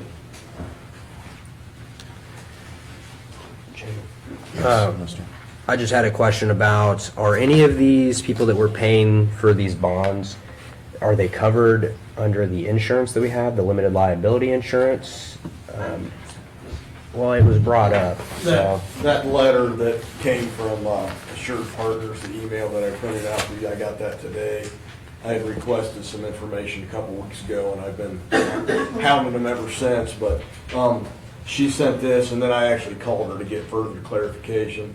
And what she's telling me is that the three people that were highlighted on the back of here would still need to be covered by a separate bond like they are now. Everybody else on there could be covered under our liability coverage. Okay? But right now, our liability coverage is only $50,000. So I sent this back to her, this part of the ordinance back to her to get a cost on what that would be to see if it saves us money to cover those folks through continuing to pay the bond or to do it through our liability, to increase the coverage. And she just got that. Then she sent me another email that came even later than that that said she can't quote that because of the coverage. She had to send it to the underwriter. So I don't have the cost of what that would be at this point. I don't know if that cleared it up or made it muddier, but. A little bit of both for you. Thank you. Any other questions? I'll right now try to answer. But she did say that to cover these folks that are right now covered by a bond, it would have to go through council for approval. And it says, we no longer want these folks covered by a bond. We want them covered by our liability insurance. And then Assured Partners could cover them if it saves us money. And right now, we don't know. And we don't know until that comes back from their underwriters. Yeah. And it's just a matter of us. And also, if you're covered by a bond, like those three folks that we know have to be, you can't have double coverage. You're either covered by the bond or you're covered by the insurance. You can't have double coverage. And the three highlighted are per ORC. I'm assuming. Correct. Is it because those are Let's not keep it a secret. Who are they? Auditor, treasurer, and mayor. Yeah. Is that because they're? It's ORC. It's ORC, and they are the three Treasury Investment Board members? No. So it's, I shouldn't say obvious. Auditor and treasurer, because they're responsible for the money of the city of Marion, to account for it, ensure that it's properly accounted for. The mayor has a lesser bond required just because he's the executive officer of the city, the chief executive officer of the city. That's why. Okay.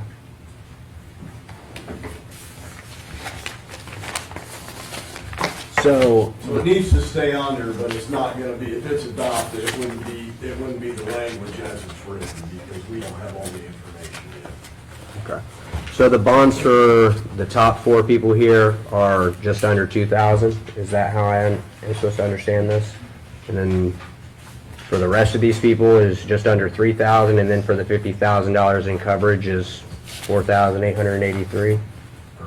Okay. Seems like it's cheaper to use a bond.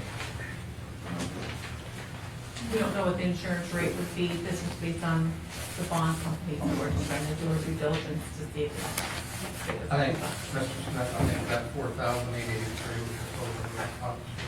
Oh, okay. They don't know what the cost would be Yes. for those 5 or 6 bonds. Those 5 or 6 at the bottom, since they're not currently covered by a bond, they're already covered by the liability insurance, but again, it's capped at 50,000 right now. Okay. So, Mr. Chairman, Yes. would it be Mr. wise Schauber. to wait for that to come back and not act on this tonight to see what the dollar amount would be? Because there could be some significant changes to this, Okay, or we'll put- not. We'll put this back on the agenda in 2 weeks. That works for me too. Mr. Barnes. First order, City Council. Yeah, I had put this on the agenda, and I was hoping to have that back from the insurance company by now. I just wanted to get it moving forward with all the issues of bonding and who need to be bonded. The ORC states that if we are going to bond people, we need to list who they are and what the bond amount is for. So that's why I thought it was important to get this legislation in place. So that'd be my recommendation and suggestion also, that let's keep pressing and try to get those numbers better.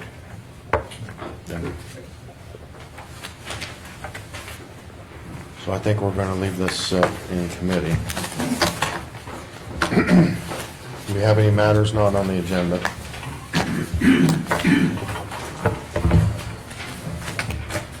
Paying the trade 365 Silver Street. So on that list, since we've had issues with the Treasury Investment Board as of late, apparently holding secret meetings, they're supposed to be public.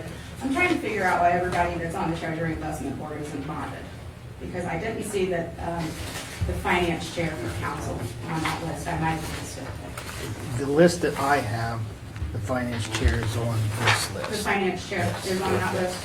Okay, so I sent a report to the auditor of the state of Ohio regarding the bond situation because I didn't feel like the answers that we were getting were adequate because I don't believe that an unsigned contract would be enforceable.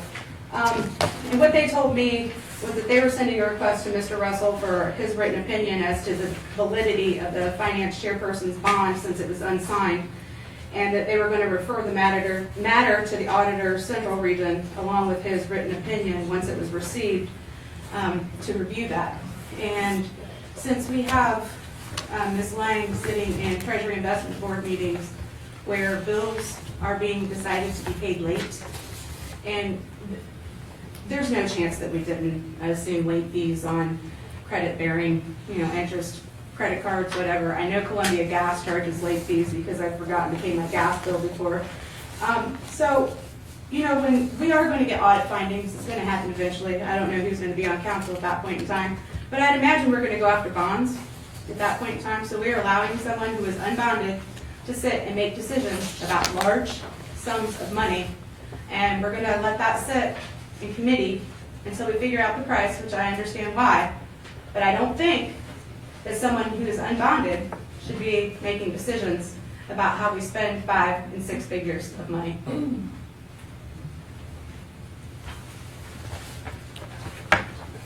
Any other matters not on the agenda? Not, we are dismissed, 7:58. That wasn't a 2-minute meeting. You did well. What? You did well. We almost got it. I would have been comfortable sending the charter out tonight. Sending where? Sending the charter out tonight. Because it's just changing the dates. We'll change the dates. Everybody can. Because if we go with what Mark's suggesting and start muddying the water, Yeah, I know. fixing stuff, That's exactly right. it'll be a repeat of 2020. I agree 1,000%.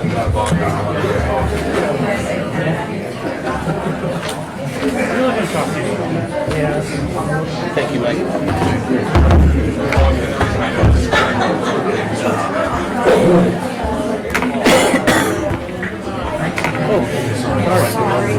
Trying to cut me with that thing? Mary is still in line. Her mom's got worse.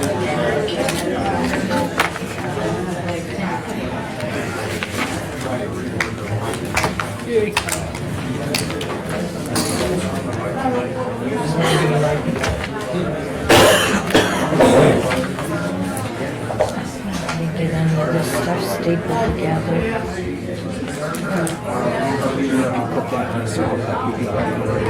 what she literally just said.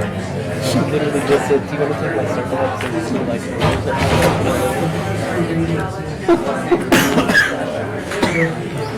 Are we ready?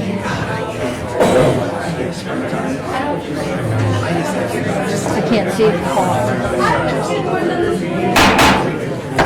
Call the finance meeting to order at 8 o'clock. Clerk, if you'll take roll, please. Ms. Lang? Here. Mr. Rollins? Present. Mr. Ratliff? Present. Moving on to proceedings, the finance meeting minutes for 4/7/2025. Does everybody had an opportunity to read those? Motion to approve. Second. Clerk, take roll. Ms. Lang? Yes. Mr. Rollins? Yes. Mr. Ratliff? Yes. Continuing on to old business, number 1, update status on, actually Veritas is a finished item. but- Right.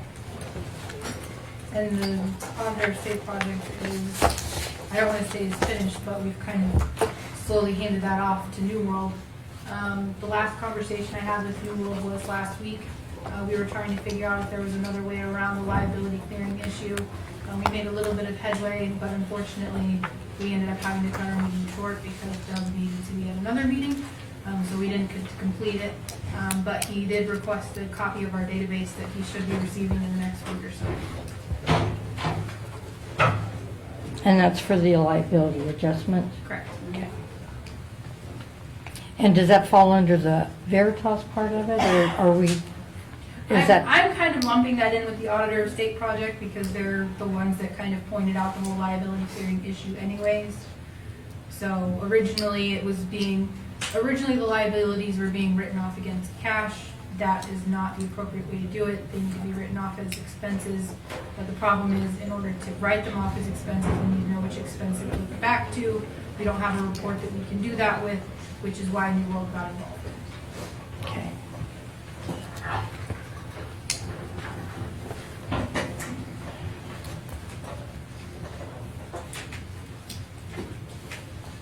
And Charles and Harris is going on to item number 2 with the audits. Charles and Harris, are they working on the 21 audit now? Charles and Harris is done. Charles and Harris just had the financial statement for 2021. I filed the Pinko filing system filing on, give me just a second, on April 4th, and I have not heard anything from the state since. Okay.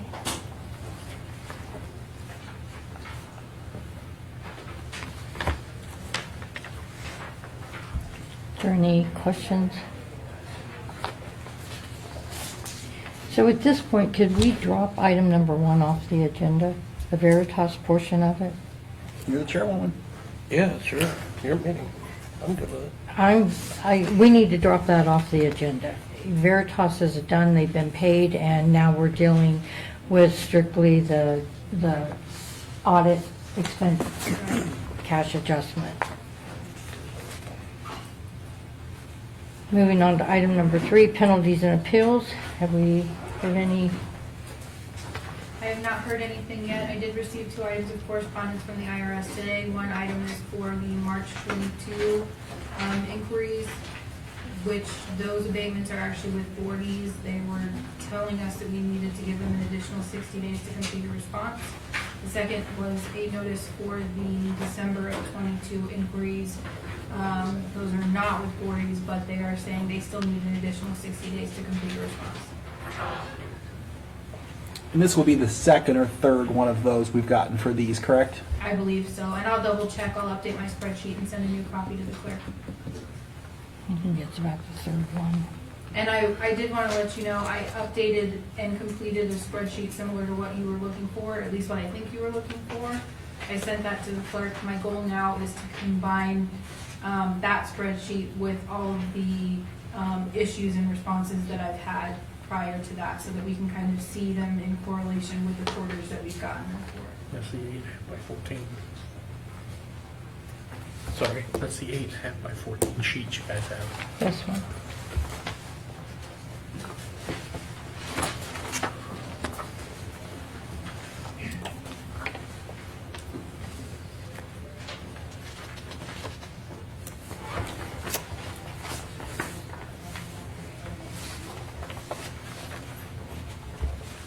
I may have questions later.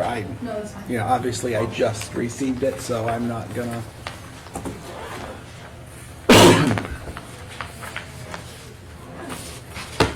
Is there any other questions at this time? If not, we're going to move on to item number 4, Finance 23 Safe School Grant. Clerk, if you'll read, please. Ordinance to establish a Safe Streets for All SS4A grant through the Department of Transportation and authorize the service director to apply and administer the grant and declaring an emergency.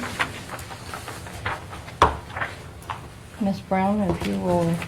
So this one is due June 26th. We are looking at replacing all of the streetscape lights in the city and then 5 intersections to correspond with the recently ODOT ones, the ones they recently did. It's Church and Prospect, Church and Main, Church and State, Center and Main, and Center and Forest Lawn. And you said to replace what? All of the streetscape lights, and then those 5 intersections will be redoing the traffic lights to correspond with the ones ODOT recently did before I was supervisor. And then we will update the pet heads to be audible and micro. Okay. Can you forward a copy of that list to us, please? When you say streetscape light, is that just the Street lights. the street light? lights. Okay, okay. Yep. And how much is the grant for? So we can go up to 25 million. We will not do that because it's a 20% match. We're looking between 1 and 2 million, but for the 20% match, we can do like staff salaries. So once we get a cost estimate, we're still working on it. It just opens, it's not due till June. We will sit down and we will figure out a way to make all the staff salaries match. We work up to the 20%. We'll do what we have to so we don't pay. Okay. That was going to be my next question. Jason Shaw, Third Floor Council. Real quick, so streetscape lights are different than the lights that Ohio Edison maintains, correct? These are the fancier ones that are going down. Yeah, the streetscape lights, we have, actually, I found it hard to believe, but we have 96 of the black tall. Yeah, that's what I'm lights, thinking. Streetscape Those are lights. our responsibility. They are our responsibility. They're very old and a lot of them are rotting. And we did get all of them fixed with the exception of about 4 in front of Ohio Bank. So we have some underground wiring issues, some circuit issues. The reason we're asking for this grant is those lights can range between $12,000 and $15,000 a piece. So you're Now, looking will at this grant cover any of the infrastructure stuff like you're talking about, or just we're the fixture itself? Yeah. I just want to stress and make council aware that, quite frankly, it's a long shot because this grant is heavily focused on safety. This is the whole reason we're including those intersections, because that's where we're going to get the traffic data. That's what we're going to get. We tried this last year with the streetlights because this has been an ongoing issue for a while. But we're lumping that in. But just so you know, a priority is going to be a lot of the safety data for those intersections. We're hoping to piggyback off of that to get our street lighting in order. And yes, hopefully enough to replace all the fiber connecting in between. Safety, traffic study type stuff, or Crash reports. traffic on the sidewalks? When I physically asked them at ODOT last year, because we were going to solely apply for just the decorative streetlights, and I'm like, well, what if one of these poles falls? They're like, we don't care. We don't care about the light. We care about traffic data. We care about Really? Yes. So you have to keep that in mind when we're trying to go for these things. You guys all know our How do budget. you tie those two together?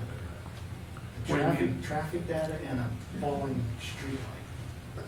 We're tying it together. We're trying to piggyback. Okay. I'm using the We're using writing skills Creative. to, yes, you have to get creative to implement the lighting and how it's going to affect the peg crossings and how it's going to affect the intersection and even visibility with pedestrians and the higher foot traffic downtown, whatever.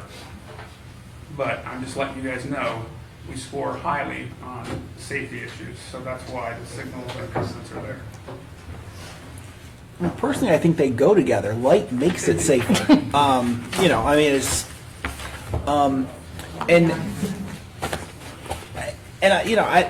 this is, you know, sometimes you hear good things and sometimes you hear things that aren't true. But My understanding of the downtown lights is that they're not really commercial and that they're like beyond their useful life, and that's the reason we had some fall down because they're like, Way beyond their- But, they're, what, they 30, 40, 50 years old? They've been Right. there since the 80s. but yeah, somebody told me at one point that when they got them that they're not like commercial grade, that they're Residential. that they're actually like residential grade. I have And- not heard that. Okay, and that's why that some of the bases are, they literally, some of them fell over. It also could be that they're 40 years old. And maybe they didn't pick the highest in, structurally wise, so it was more prone to fail. Yeah, but hand back here.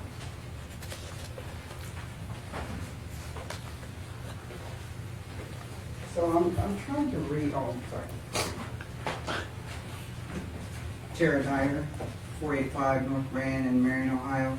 So I'm trying to understand, because I had asked before about the, if we had done any data collecting for those different intersections that you're talking about. And so it's saying this is a Safe Schools grant, and I kind of looked at the ordinance and moving through all the stuff. So how, and I understand too how you're talking about piggybacking different things in order to receive money, in order for this to affect safety, but how does this affect the Marion City Schools and our, okay. So that was a typo. I don't know why that was on there. This is Safe Streets for All. I Okay. submitted a grant a couple That's why I was weeks trying to ago. look through this and I could not I see submitted a that. grant a couple So weeks it's ago definitely for a Safe typo. Routes to All School. right, sorry. But that being Piggyback said, on but one that thing. being I- said, that intersection she was talking about in regards to Center and Forest Tell me Lawn. those again, because I wrote them down. It's Church and Prospect, Church and Main, Church and State, Center and Main, and Center and Forest Lawn Board. And that's where we put the blinking things too, right? In that Yeah, area? currently they're at Prospect and Center and State and Center. Okay, So if you think about that grid, it's the one in the middle and the three south. right. And then also the one on Forest Lawn, where we're gonna try to fix that whole debacle of a double. And so it's a very competitive grant, is what you're saying to me? It is a competitive grant, We cross our fingers. there's a lot of legislation and we've got a good grant writer, so cross our fingers. It will help us too, that we're not asking for up to the 25 million. I mean, the 1 to 2 million. If it's something done with the schools, but now you guys tell me it's a typo, and I'm reading all this stuff, but anyway. We had one of those before. Yeah, that was a This is couple weeks another ago. one. All right, thank you.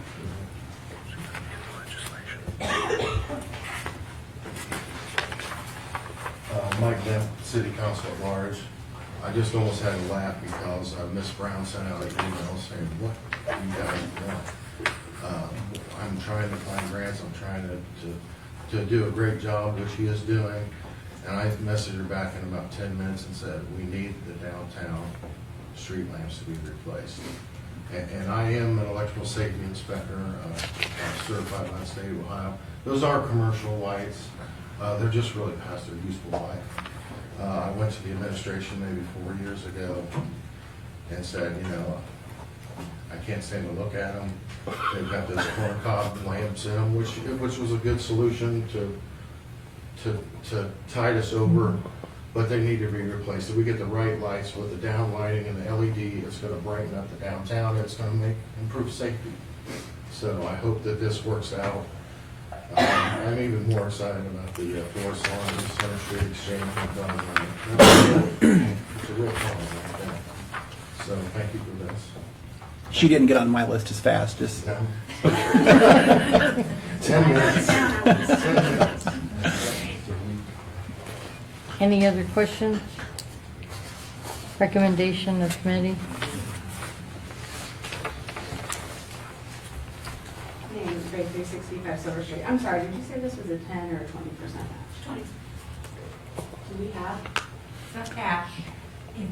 So It's labor, but- also salaries and benefits and all that can count when you have people. Over 5 Yeah, we years. can Yes. Okay, there's the answer to my question, because I was like, how are we going to come up with that amount of money and one year for that? Thank you.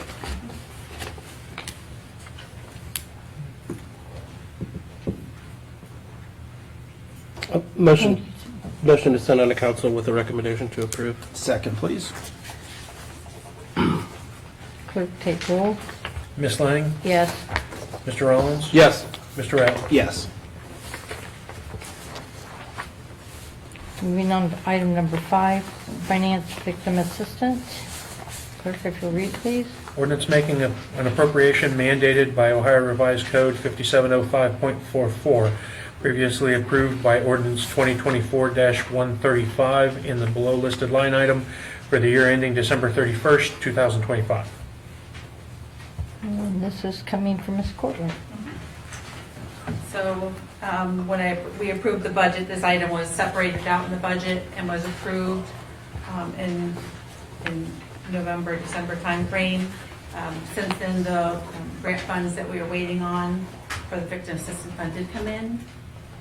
So the county and the city amount has been reduced. This is just a de-appropriation.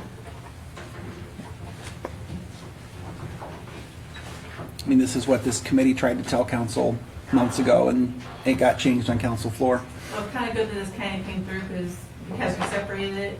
The money wasn't actually yet appropriated because we were waiting until January to put it in, so it helped us to keep it all in line and bond it. So this is just good cleanup for us. Even though it would be nice to only have done it once. Any other questions?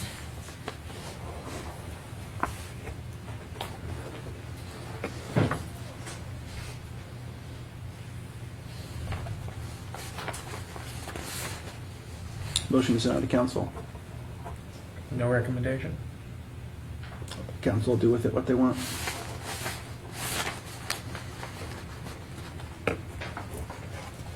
Clerk take roll, please. Need a second? Need a second. Oh, I'm sorry, yes. I'll second it. Clerk take roll. Ms. Lang? Yes. Mr. Rollins? No. Mr. Ratliff? Yes.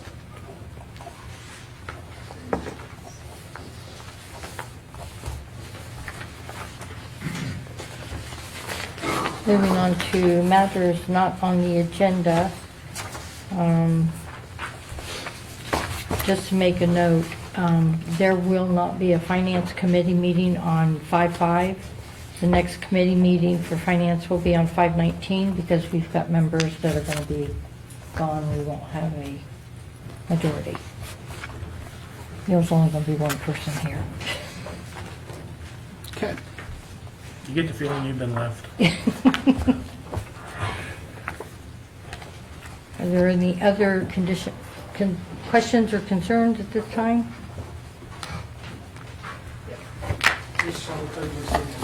I've been asking for over a month for balances of our interim and active funds. My little bit of math has me really concerned about what our balances are. So could someone please tell me? I don't know if our Fifth Third account is at 9 million or 7 million.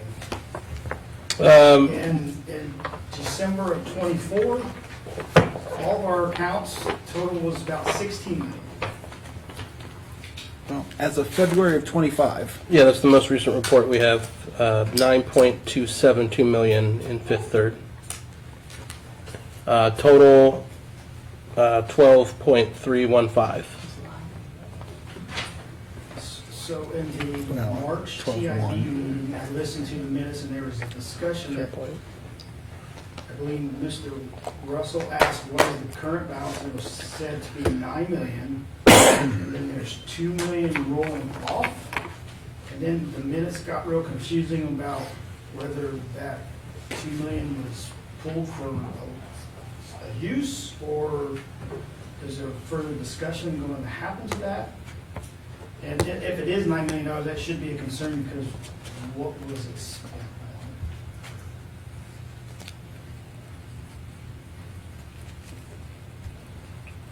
So we don't know, or we don't want to tell? I don't know. I know we withdrew some funds in, I believe, February for the firehouse. Is it me, or is it that a lot of money over like 12, 14 months, $4 or $5 million? So, is this a concern? Anyone has any answers? Here's the sheriff, that'd be. I'm not sure I can give you all the answers. Well, I think- Okay. I can give you a few. So like you said, the March, I have the March 2025 report, and total in all of those accounts is 12 million and some odd dollars, which you're right is down from 16. If you go back over, Chelsea does a flow chart for me, basically, that she sends with us. And historically, November, December, January, February, that amount drops to the lowest it usually is during the year. Yeah, The that's why reason, our carryover is so important Right. for those months. right, and the reason that it's not 16 million anymore compared to 12 is we've talked about it throughout the year. There was a lot of expenses carried over from 23. So you can say in 2023, we have $16 million in investments. That's true. But they also didn't pay all their bills in 2023. They carried over almost $1 million in paving. There was about $700,000 in debt for the parks. In all, there were several negative line items that we addressed in 2024 that is part of that $4 million. I mean, so we made those, we corrected those and made those whole. So it's going to cut into what, I mean, we could not pay bills and then keep it at 16 million, but eventually you have to pay the piper, and that's what happened here is we paid a lot of negative line items that accounts for a lot of that $4 million. The other part is between police and fire and the contracts that were granted for those two organizations. You're looking at about almost $1 million each between 23 and 24 that those contracts went up. So without getting down to the actual line-by-line detail, that's kind of a good summary of where that $4 million went. There were a lot of OPWC projects as well that were that was- already in So place. Chicago Avenue, Johnson, a lot of those were started and then not paid for until Right, 24. So again, that cut into what that balance was in the investment fund. And so these funds came out of our fifth third account. Fifth third into the general checking. And what is the Not the fifth, general fund. what is the fifth third account balance today? Fifth third account balance at the end of March 25 was $7,305,000. And that was. And then there's another And that- 2.5 in First Citizens, another 1.4 in Fahey, 382 in the Fahey regular checking, 250 in First Citizens. So there's several accounts that make up for that total. And if I understood the written minutes correctly, this cash that came up and was liquidated was used for bills and payroll. It was also used. And so if that's the case, how do we not, and we still don't know what the money in fifth third is tied to. We don't know if it's an enterprise fund or general fund. I have some information, I'm working on that. I got some information, Chelsea, I'm just not done with it. But what I'm How the saying- interest is recorded, and so I'm trying to back into it to determine I that. think all interest should go to the general fund. I think that's a state statute. I don't think that all goes into the general fund because those are enterprise funds that are invested, so that I don't believe is. If I may interject, Yeah. I think you have to answer the first question, and this question has been asked for years. decades. Yes. And it's a Of the problem. investment monies, because the Treasury Investment Board doesn't decide what bills to pay and what bills to pay. You understand it very clearly, in that it just determines, once the auditor and treasurer say there are these monies that aren't necessary in the next 6 months, they tell the Treasury Investment Board, and the Treasury Investment Board invests them at the highest return rate payer that we can find. It's typically been fifth third for a decade. So what those monies that build up to, that are 7.3, that were 16 after the R monies flowed in 18 or whatever that was, they were at Fifth Third because they were monies not needed in the next 6 months. Recently, as the mayor pointed out, a lot of those bills have been coming due. And we've been advised by the treasurer and the auditor that these monies now rolling off from investments are necessary. So when they tell us the monies are necessary, the Treasury Investment Board doesn't have any decision to make. Those funds aren't reinvested because they need to be paid by the auditor and the treasurer for bills that are due. So, but the question that's been asked for decades is, of our Fifth Third monies, how many of those investment monies are enterprise fund monies? And it's general funds. So both of your work to separate them, achieving that work will be a great answer for us all to get, that no one's provided council members and persons that have asked that before. So once we have that, then we can go on to the interest rate question, because that's a secondary question. So, are we locking ourselves into trouble by liquidating these funds to pay payroll, not knowing what enterprise fund or general fund and separating it? So I was just going to point out, in the last, and I'm not going to be specific enough, in the last 3 years, we've experienced at the end of the year 2 occasions where the Treasury Investment Board has been told we have demands for our monies and we need to liquidate our investments. We need to divest termed investments. And we've done that the last couple of years. You've touched on a couple of numbers, a couple million each year. But I checked with the chairperson of finance assistants with our advisor at Fifth Third, and believe it or not, because of the expertise at Fifth Third and the way they can manage their investments, and the way that our investments roll off, because our investments typically aren't $1 million investment in the state of California. They're $250,000 chunks. And they roll off, they're in bank CDs, and they roll off so often that even though we had to divest a couple $1 million in the last 2 years to pay these obligations that we've touched on, we didn't lose money. I was surprised to learn that. Because of their management abilities, we didn't lose money on rolling that money off. Right.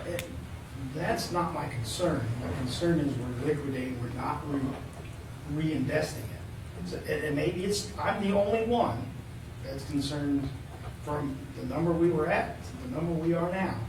And am I not mistaken in Treasury Investment Board meeting tomorrow? So we learned today that the Treasury Investment Board that had organized through an email, the treasurer sent an email out, said there are monies that have rolled off, they're at the Fifth Third Bank, that a decision has to be made whether they need to be used for bills that are due now or reinvested. And we had focused on 9 a.m. tomorrow morning, but today it was recognized that the public notice, again, we don't have secret meetings, but there was no public notice for tomorrow morning's meeting. That meeting's been canceled. The treasurer sent out a notice. Meeting's canceled. We'll reschedule that date.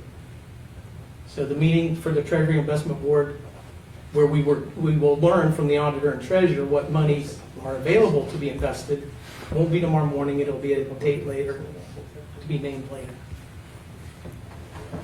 And will there be a notice so that you don't Yeah. cancel another one? Yeah, because we don't have secret.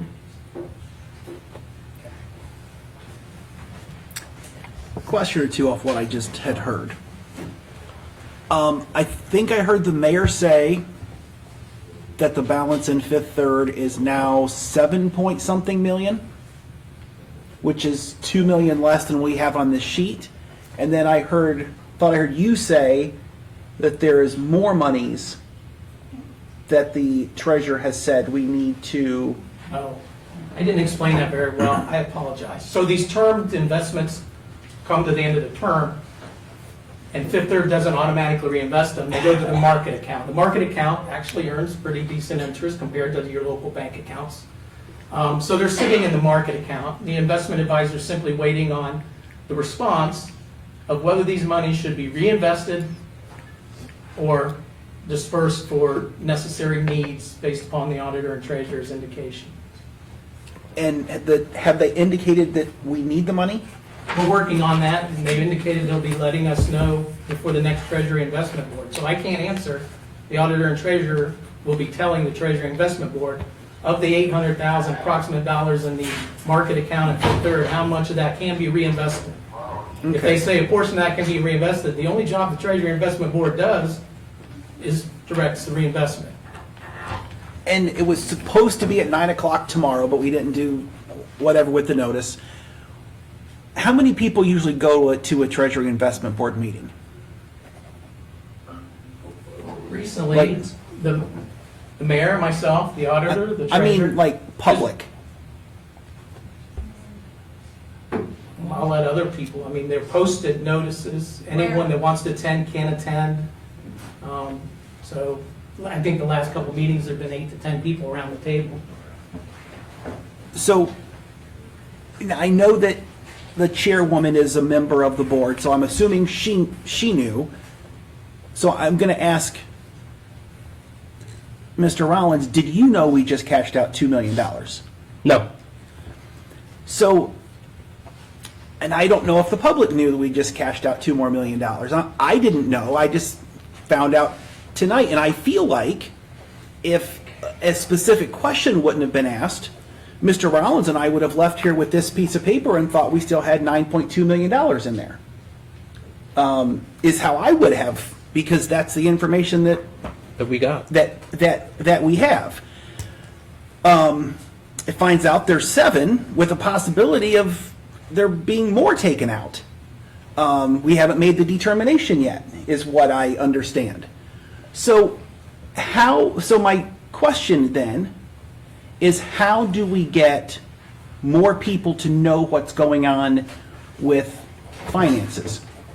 And I don't know who sets the meetings for the Treasury Investment Board. I don't know, who's in charge of that. I don't know how that's when it has to meet.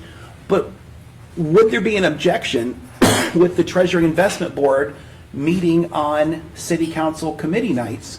Because we have a lot more people here tonight, and a lot more people would know what was going on with the money. I think council people would know what's going on.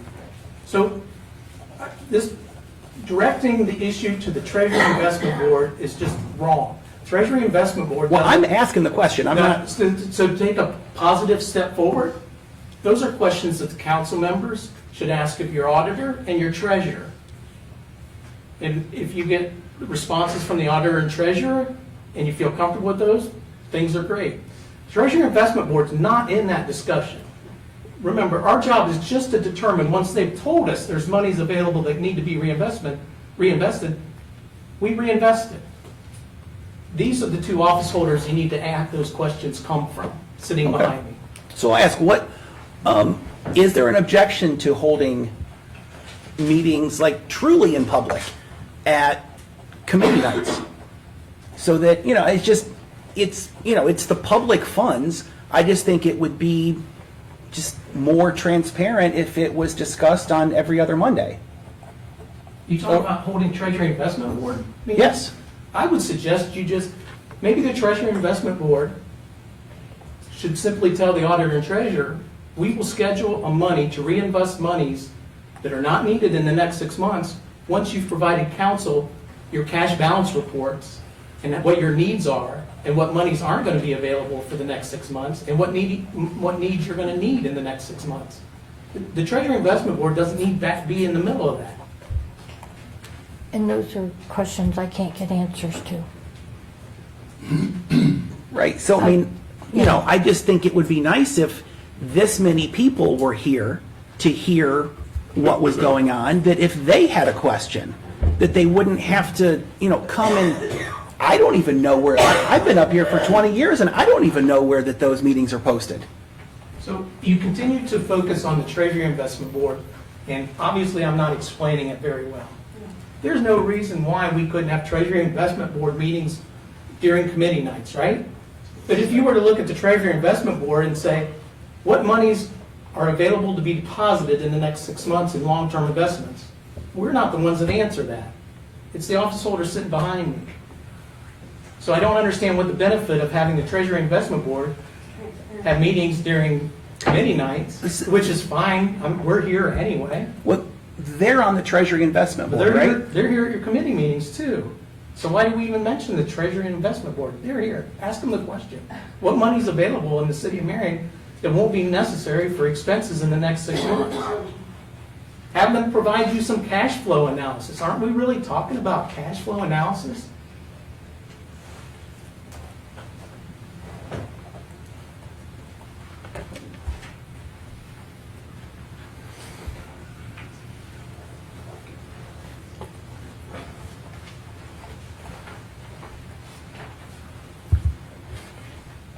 Christian Dunstan, 211 East Fairground.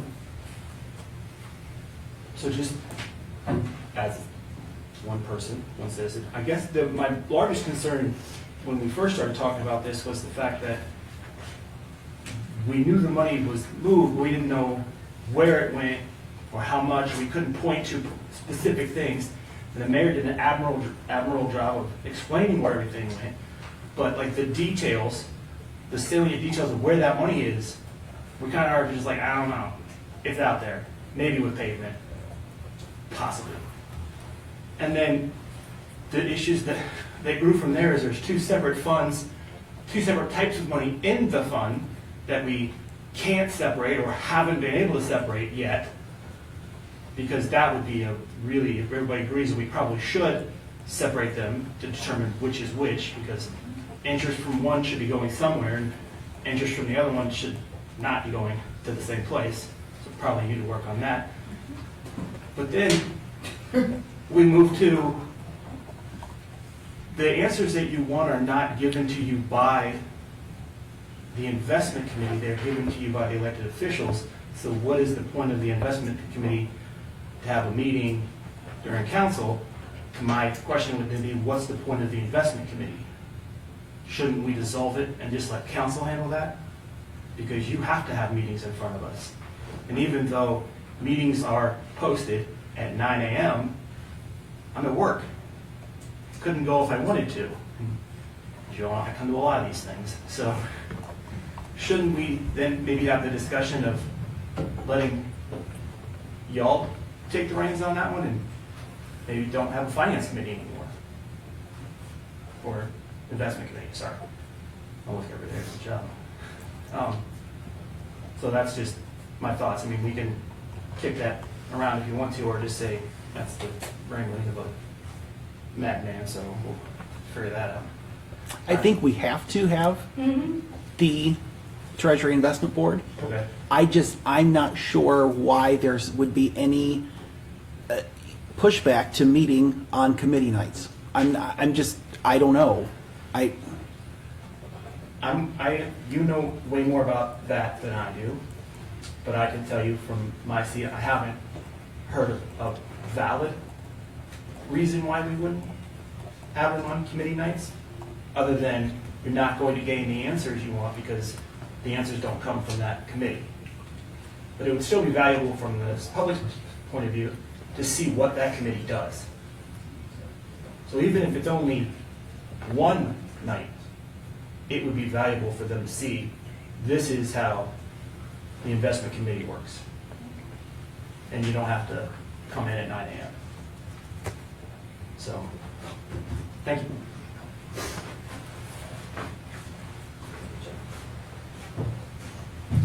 Clearwater City Council. So, due to technicality of not posting the public meeting, I want to get away from whether we should have that public or part of a council night. I don't think that's the real point. I know I get hung up on the little details, but $4, $5, $6 million is the bigger detail that I'm hung up on. So, minus that technicality, had there been a posting of the public meeting, auditor, treasurer, what would you have presented to the Treasury Investment Board? Do we need to liquidate what's rolling over, or what's coming available, or was your suggestion to reinvest? And I'll remind you that the meeting was planned for tomorrow, but was canceled due to a technicality. So you have answers, I would assume. Well, at 5 o'clock, when I looked at my email, there were no answers to any of the questions.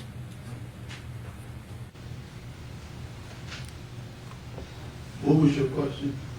So what would, what would have been, either one of your, I'm assuming that's how this works, at least when I was in there, that's how it worked.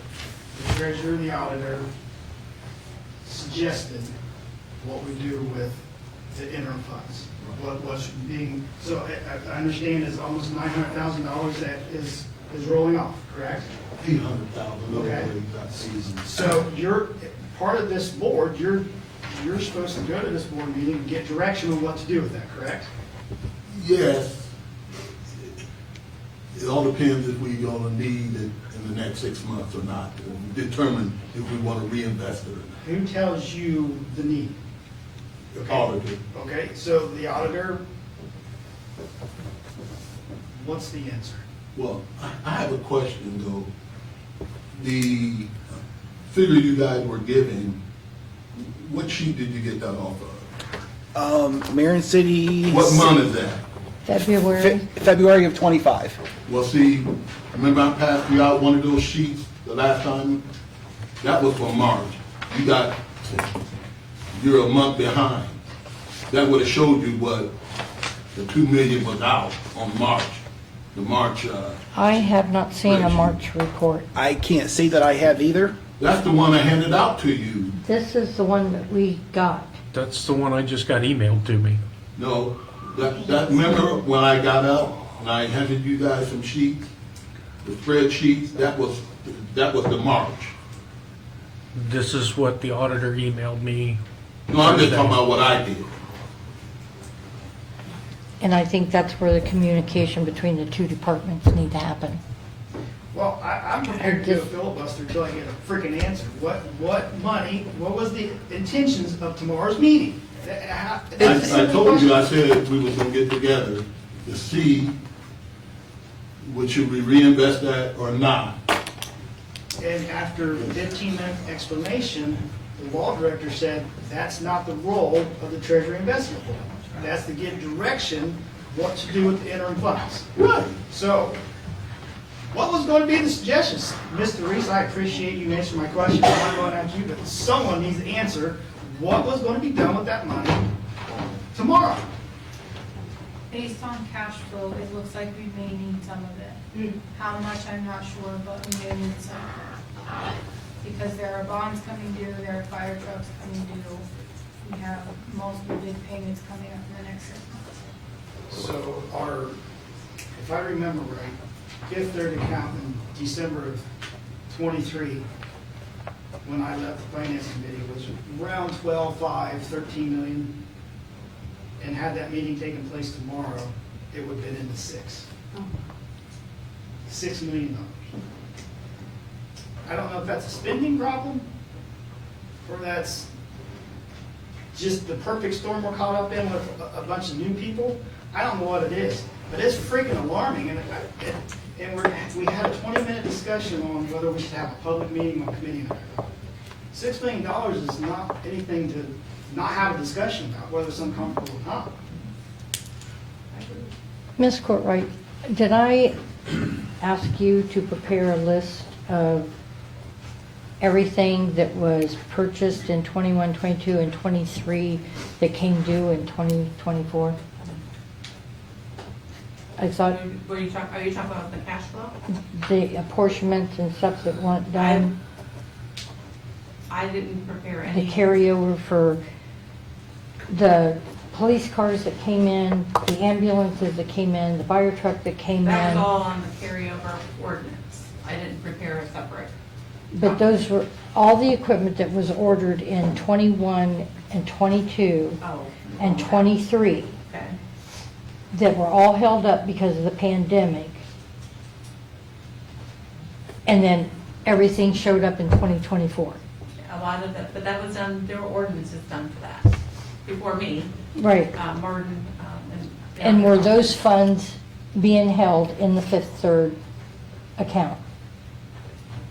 I don't know that because the Fifth Third account is a bucket of money, which I'm working on trying to separate them out to figure out how much belongs to the general fund. I mean, I can only do so much in the amount of time that I've been here. I've worked through the process.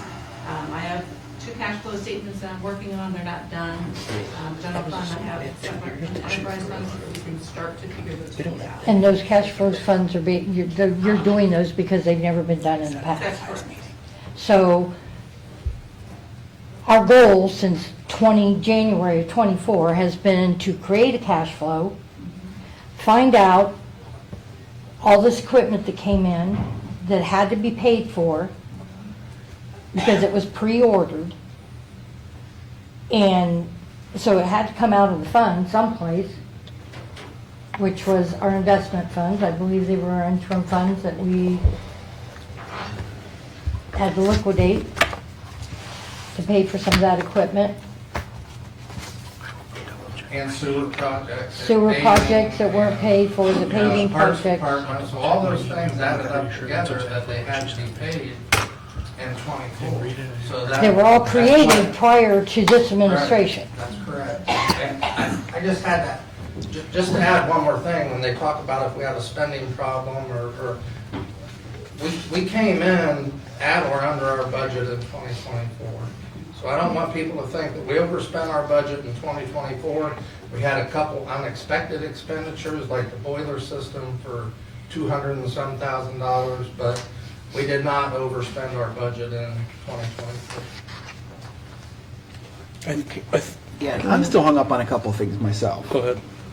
One, what we learned tonight was that the treasurer and auditor comes in and says to the Treasury Investment Board, we need this amount of money to move it from long-term to short-term. We've learned that $800,000 is going to come due. And from what I remember, we heard we need some of it. So what, tomorrow at 9 a.m., what would have happened? Do we know how much that we need? Because if the meeting was supposed to be tomorrow at 9 a.m., I would expect that we would be able to stand up and say, we need $475,000 of it. We need $500,000 of it. But to say we need some of it, how do we not know it when the meeting is supposed to be in 12 hours? I don't have those numbers in front of me.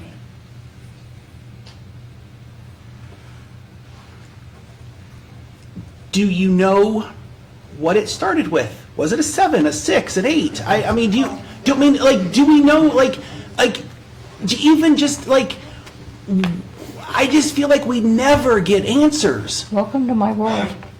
Well, I've lived in this world. I've been asking them for a year and a half, and I can't get answers. So, Oh, I'm sorry. I don't feel that at 9 o'clock tomorrow, we would know any more than we know tonight.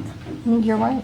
And so I don't know how that people that are supposed to make decisions on what happens with your money is supposed to make intelligent decisions when they don't know how much that we need. The people who are supposed to tell them don't know how much that we need. We've went from 13 to what would be 6 tomorrow. And it just seems like nobody knows anything.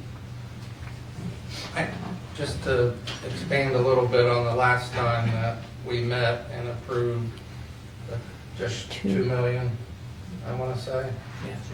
They, Chelsea from the auditor's office had a clear-cut answer of all the back dues, bills that were due and the stuff that hadn't been paid. I was aware of a few things that had not been paid, we were getting calls on.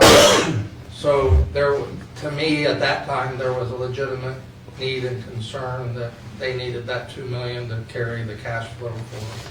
As for tomorrow, I had not seen anything yet. Do you anticipate, if you would have walked into the meeting at 9 o'clock tomorrow, that you would be able to make an intelligent decision on how much money that we need? Not unless somebody had a report for me like they did the last time, but also, I'm not sure how they're going to decide that, being that the flow chart I showed Mr. Schauber that she makes for me, April starts the uphill, you know, where most of our money starts coming in. So I think you're going to see those investment accounts start to grow from April because of tax time, and in June, July, it's usually the highest.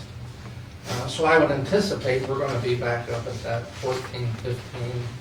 But again, I'm not the auditor, I don't know that, but in my simple mind, that's what makes sense to me, that it's gonna start going up, so I don't know how much of that 800,000 they would have needed. I would have had to have seen it on paper, what it was needed for. And when I met with the auditor in her office a couple weeks ago, that's kind of one thing that we said is that, at this point, tax day was six days ago. So, all of your self-employed people would be filing taxes like just here recently, plus Q1 is done, plus our property tax money would be rolling over. The fact that we need potentially $800,000 that's coming due from our investment account that has been bleeding money at the time of the year that we should be the most flush with cash is of concern. And I don't know how anybody couldn't be concerned about that.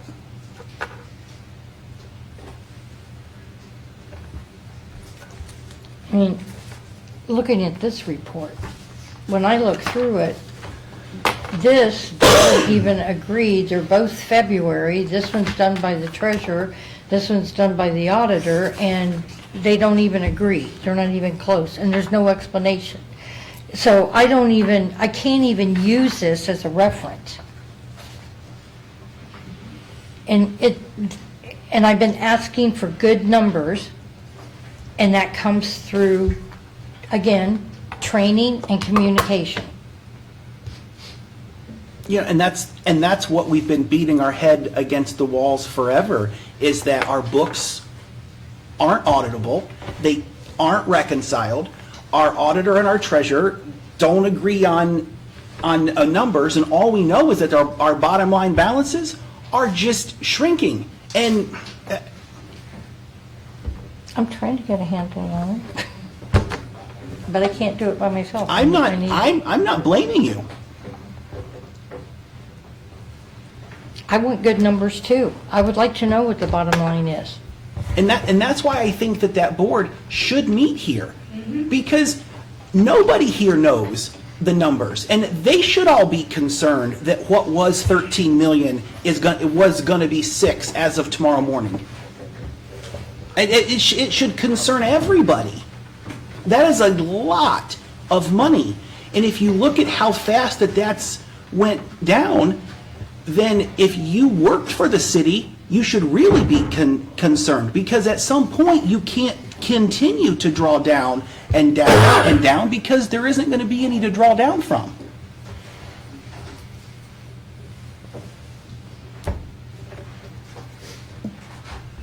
Christian Dunstan, 211 East Fairground.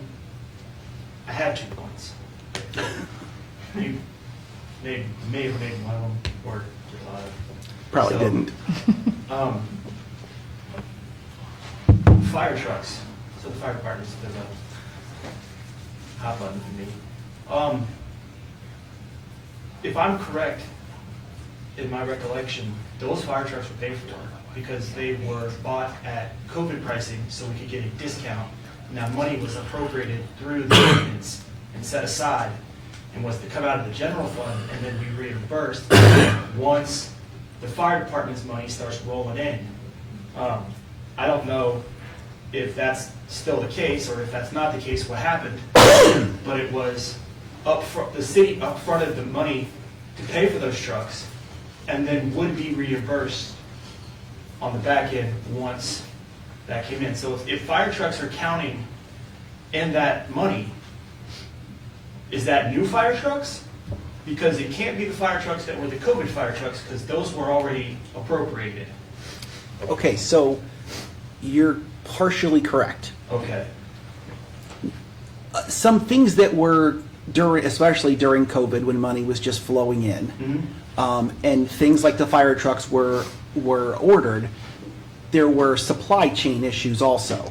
Right. So although the money was budgeted for and the money was allocated, the money wasn't actually spent because we didn't get the truck.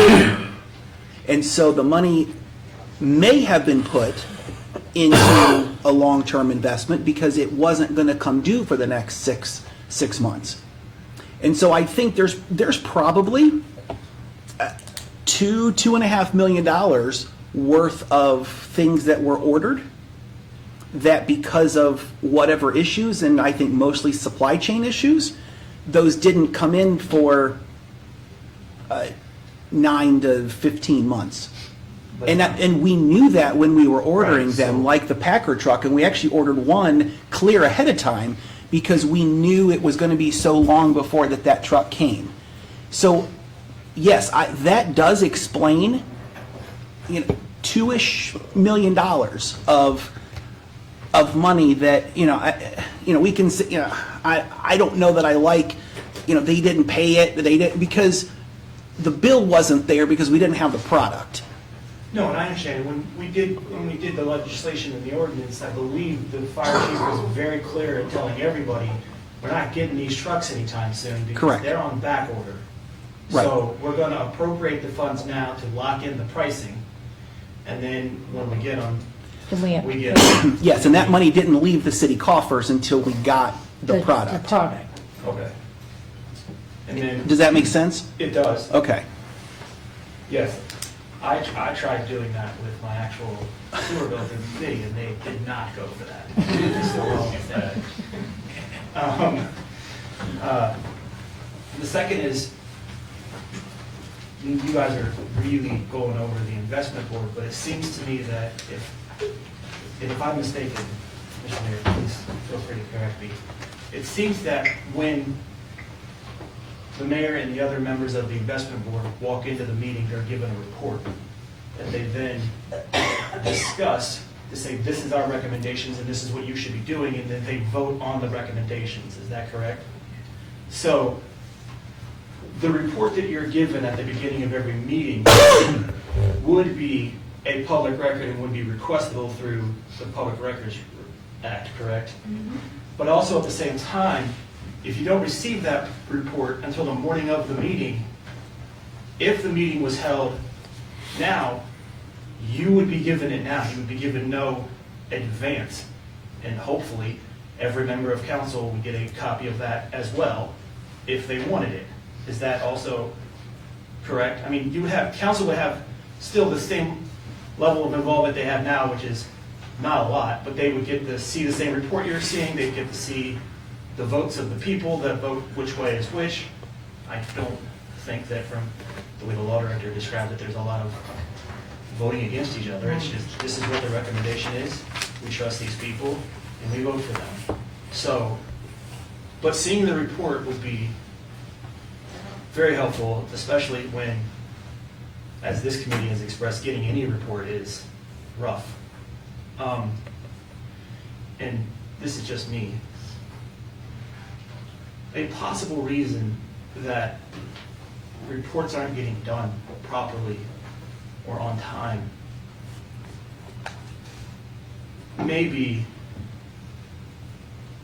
there could be a large level of toxicity in the office where people don't want to talk to each other or work together because they're not going to be on the hook if it's not right.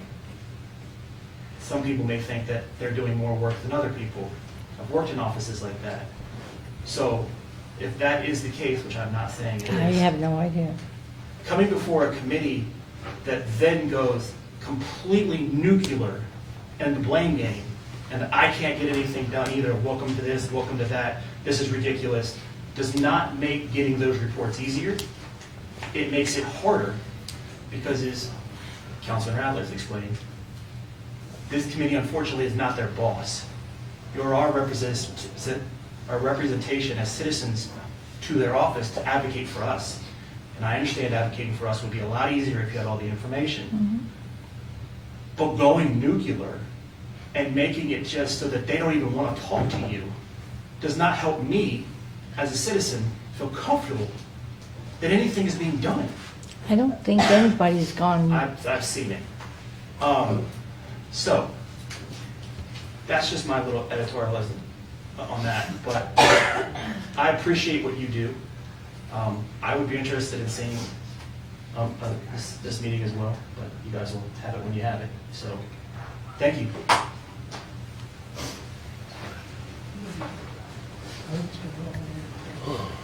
Dick Arndt, 410 Clover Avenue. I can't imagine that they're not supplying you with asset and liability statements, so that you have an idea of what money, if you're not getting that, you have no idea of what money may be available out there. That, you can't run a business if you don't know your assets and you don't know your liabilities. I know. I've been there. You've got people that'll talk to each other, I think. But I don't think anybody tells them what they want to know. If you want to know something, go to your treasurer, go to your auditor and say, give me a sheet. Show me what we owe. How much money are we going to have a month from now if we pay our bills? What do we do with it in the meantime? We make money from money that we don't spend.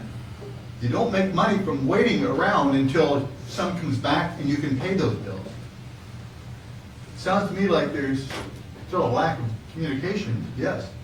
But it seems like it may be not these two people, but this people and these people. They're not telling you what's going on. You don't know what to ask at your meetings. They don't tell you how much money they're going to have available to invest until the day before you have to invest it. You don't have time to go out and we compare interest rates. We fish it. We go out and fish them. Where am I going to do best? You don't know what you got coming. You don't know how to get the leverage to get the best deal you can get. Sounds like people need to talk together. Sounds like somebody needs to bring counsel into management, as well as advisory activities. Sounds like you don't know what's going on. Not that you don't want to know. Sounds like people don't want to tell you.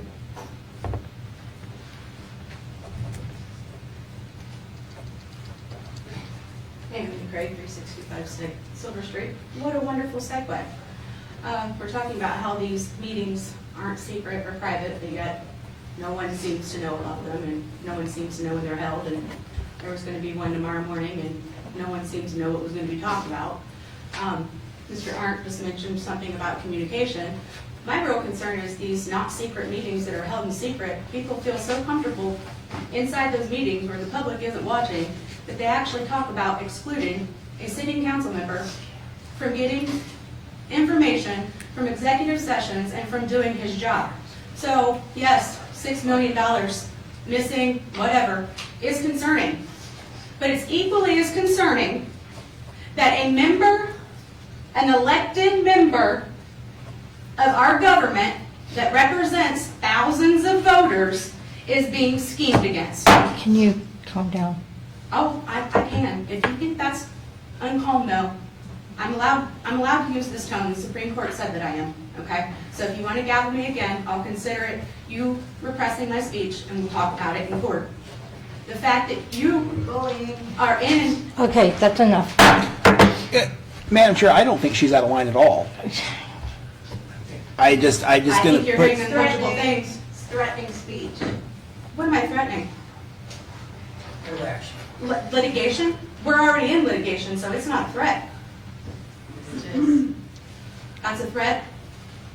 So, Mr. Russell, are you... ORC 2921. Okay.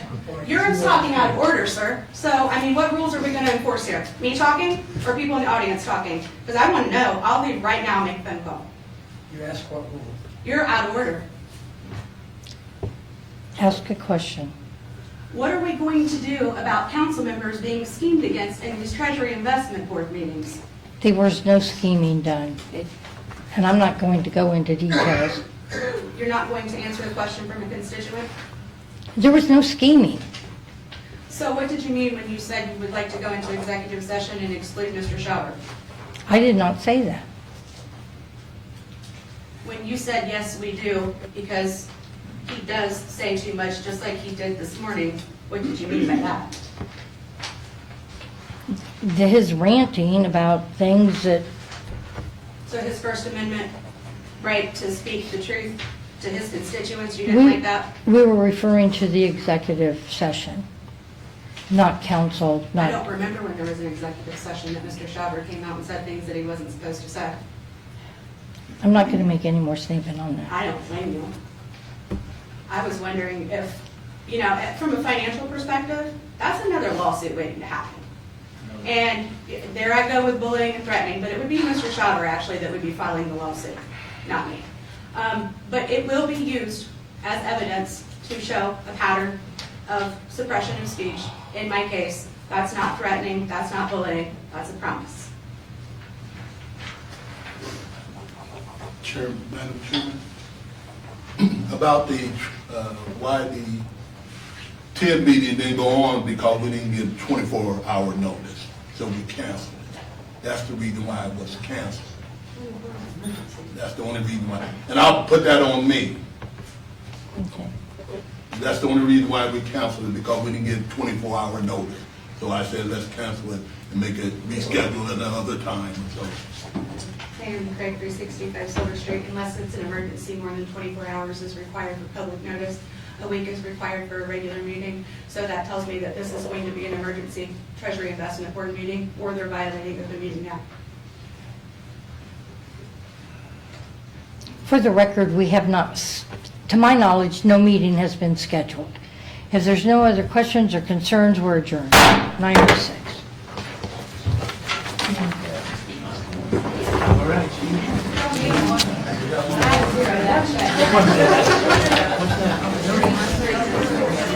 Did you get the rest of it?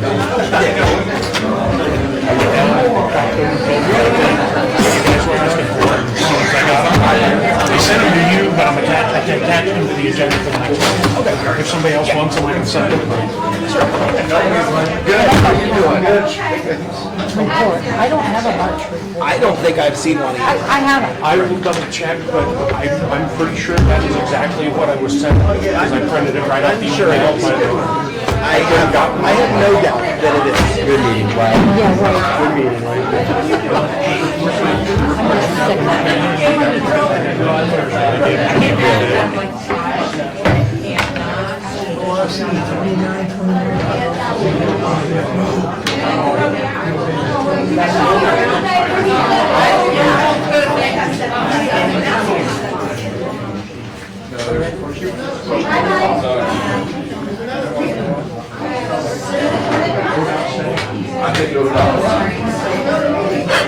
I thought we made a rule that finance was last. What are you telling me?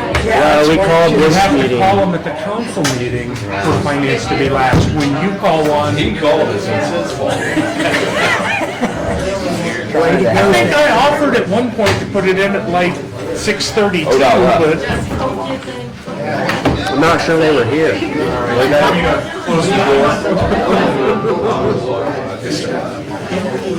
Mr. Barr, you want me to close the door?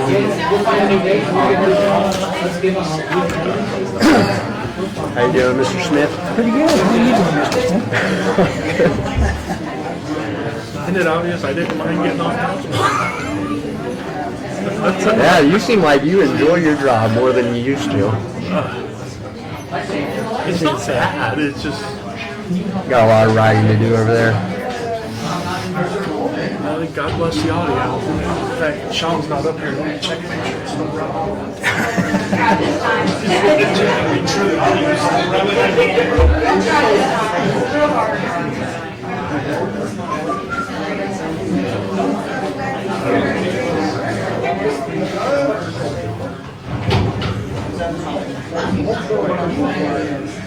I don't see that.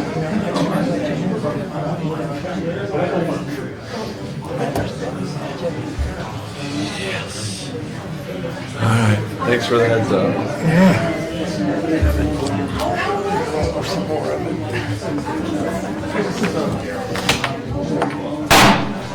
9:09, call to order the Streets and Sewers Committee.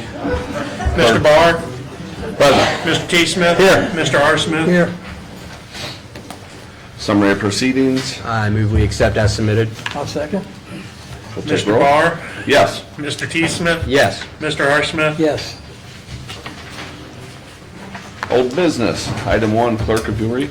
Ordinance vacating a public street situated in the city of Marion, Marion County, state of Ohio, and known as being in the southwest quarter of Section 21, Township 5, West, Range 15 East, being part of Outlots 420 and 421, and being part of Hoyle Street right-of-way area as recorded in the Horatio Hoyle's first edition, Plat Book 3, page 114 of the Marion County Recorder, state of Ohio, and retaining permanent easement rights.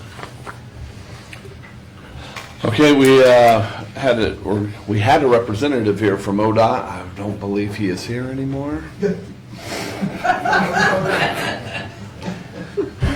But so we'll lean on Councilman Thaddeus and our engineer who had a meeting with ODOT the other day, and they had asked him to show up, so I can at least have them relay what was communicated. We did. So, and I left my notes on my truck, but there was talk about replacing the intersections streetlights over there to accommodate the backing up of traffic once that street is closed down. I made multiple suggestions on the phone to the people from ODOT, but ultimately, like if we put a gate over here on Hoyle Street to let people get out from behind traffic to go to Hoyle Street to get around, then they're breaking the law to pass the gate to get onto Hoyle. So they shot the gate down in that meeting, didn't they, Mr. Shetler? Yes. And then we asked about an overpass. That's not happening. So could you give us some more details on what they said about the intersection and the lights? I'm not explaining that I very can well. a little bit. I was hoping he'd still be here to kind of explain better. I'll do the best I can explaining how that's going to operate as far as I can tell. They will, the gate at the crossing will be timed with the signal to work together. So when the gate goes down, the light at, I guess we call it 4 points there, will go red. The traffic there will be maintained to not fill up from the light to the gate. And the movements will be controlled at that light in a different way than they are now. That's my understanding of how it will operate, so that there's, to prevent the congestion there that's currently there now. So that's about the best I can explain it. Does that sound right? It does, it does. And then they were speaking about the intersection across the street as well. In turns for basically giving up Hoyle Street, they'll be doing a lot of work at the intersection of Hocking and Senate? Yeah, Senate Street. What did he say they would be doing? Changing the, making it more normal, really, because that's kind of a wonky the configuration will be changed there some to make it more clear on how vehicles move in and out of that area, I guess is a good way to put it. Well, I understand this is part of their long-term safety control plans. What happens if this council votes it down because the constituents don't want that street to be vacated? Would they take eminent domain or annex that piece of property? I think that we asked them that question. They didn't say that they would or wouldn't, but they did emphasize that it is a serious safety concern because people can get out behind the gate and someone could get hit by a train. So I think they had some good suggestions of putting a gate on the other side. On the other side of... Not on Hoyle or Cuyahoga, but necessarily, there'd be one, this way, yeah, there'd be one here. There's already one here, and if they put one here, that could still allow access here for the flow. Yeah, I think they said it was too close to the railroad to put a gate on that side. Yeah, there has to be a lot of footage, yeah. So that wasn't going to work. But I'm pretty certain we had asked that exact question, if they would just take the property if we didn't essentially give it to them, and they said that that was a real possibility. So, Anything from the administration, from the audience? I know we have some citizens from that neck of the woods, and Miss Evelyn. I did want to ask, did they talk about adding the legal description for Cayuga, or is that going to stay as separate? Do they take that? We did talk about that. They will not do the legal description for that as part of this project. So that's going to fall back on the landowner I mean, the guy that's on both sides, we're not That's gonna how do it that for would him. revert back to. He would have to petition on his own to do that. Yes, ma'am. I'm Rich, 332 Nye Street. And as far as the space on those tracks, I've lived in that area for over 30 years. I've traveled that, many, many times over the years, especially to come from Edwards or taking kids to Lincoln Park or wherever. And if there is 2 lanes there, for starters, you have the lane that would come from the Kenton, the Marion Matter side, the Kenton Avenue, and you can go around it from that direction. It's a 2-lane traffic. Plus you have the rocks or the brim, and then you have the railroad tracks. So that is where my thought process is as to bring the gate down, because you might be as to this one coming down, but you also have railroad track there that you could put another gate down.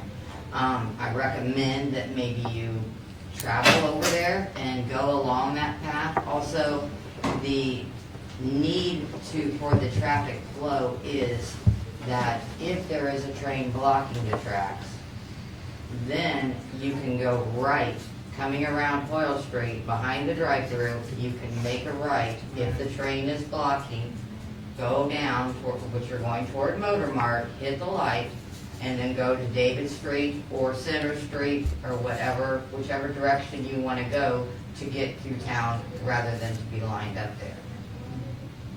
The other point, which I've been rethinking that, but I do think that, you need to take into consideration the fact that, the lights, if they change the lights, you have David Street, you have Center Street on both sides. If they change that pattern, so say they keep the one side red and the other side green longer for the flow of traffic to get through, what about the people that's on David Street that wants to go left onto Center? You've got it back up there because they can't go left because you're running the Center Street way, or you're giving this way the green and you're holding this side up. So the only way is to access and give access to 4 directions. And that's the only way safely you can do it. And also, there's a lot of times that when Whirlpool is backed up or the trains are across the tracks, you'll have people go through the residential area. You have them, you're going to have them cut through Motor Mart, and you're going to have them cut through the drive-thru. But you're going to add more people than what we already have when the trains are backed up now. And I traveled that for quite a few years of trying to figure out which way of those train intersections I'm going to get to work on time, is you're going to direct more people into that residential section on the west end also, to try to get down to David and to get over the Columbia Street tracks, because they don't have any other way of getting out anymore. And am I right, and the guy that was supposed to be here tonight was actually the guy that runs the signals, that was gonna try to link the gate crossing signal with the traffic light to try to be able to promote more through fare? He's ODOT's project manager for the project. He's not the person that is doing the signal design. She was on the phone with us last week and was explaining how they're doing. And they're still looking at adding a light on some of those masts and things like that. So they're not completely done with their design, but they will take into account all the different directions and time and all that, and how that all works. And if he was here, he could probably explain it much better than I can, how they're trying to get that all work. Well, I hate to say it, but I don't hate to say it, but I agree with the residents that live there and use that's kind of an escape route when the tracks are blocked, right? Either way, to either go back down David to get to Columbia, or if you're caught there, going left and going out and around Whirlpool to get out to the west end. John? Yes, sir. It was mentioned the safety factor with the people being close to the railroad track coming out there.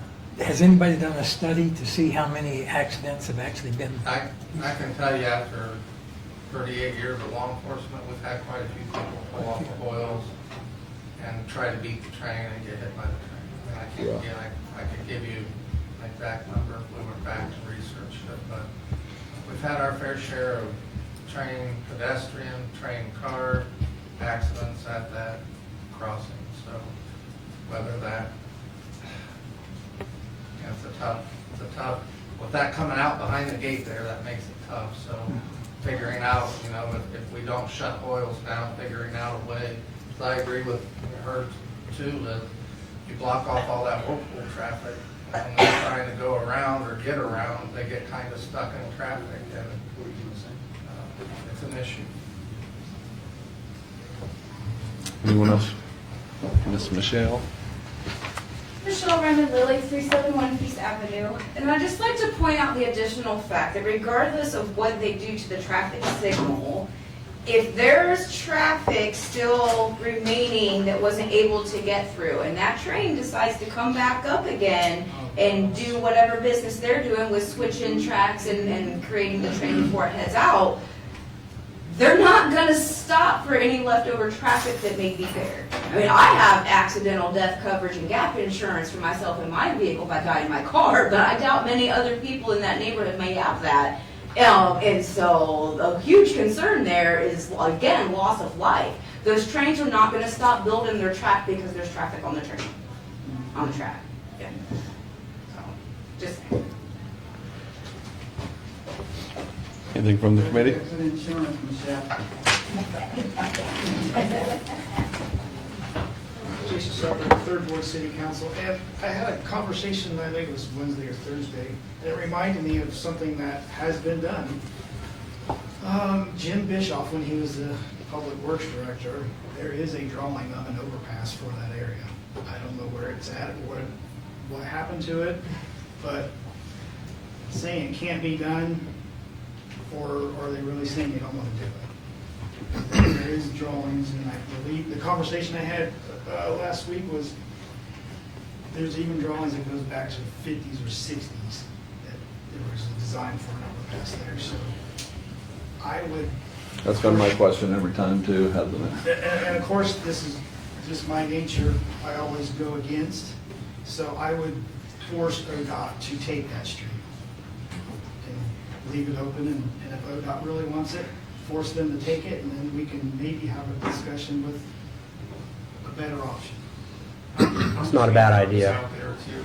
I don't have, I respect everybody's opinion on this, but I'm going to talk about the overpass. And just think about the one on Barks Road that went over the tracks by Sims.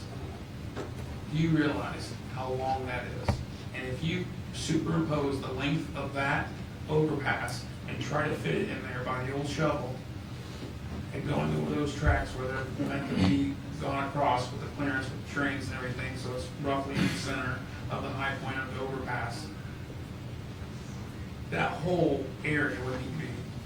Oh yeah, the drawing that I've seen, it's. And on top of that, you're jumping into the next set of tracks down by the train museum and Van Java there.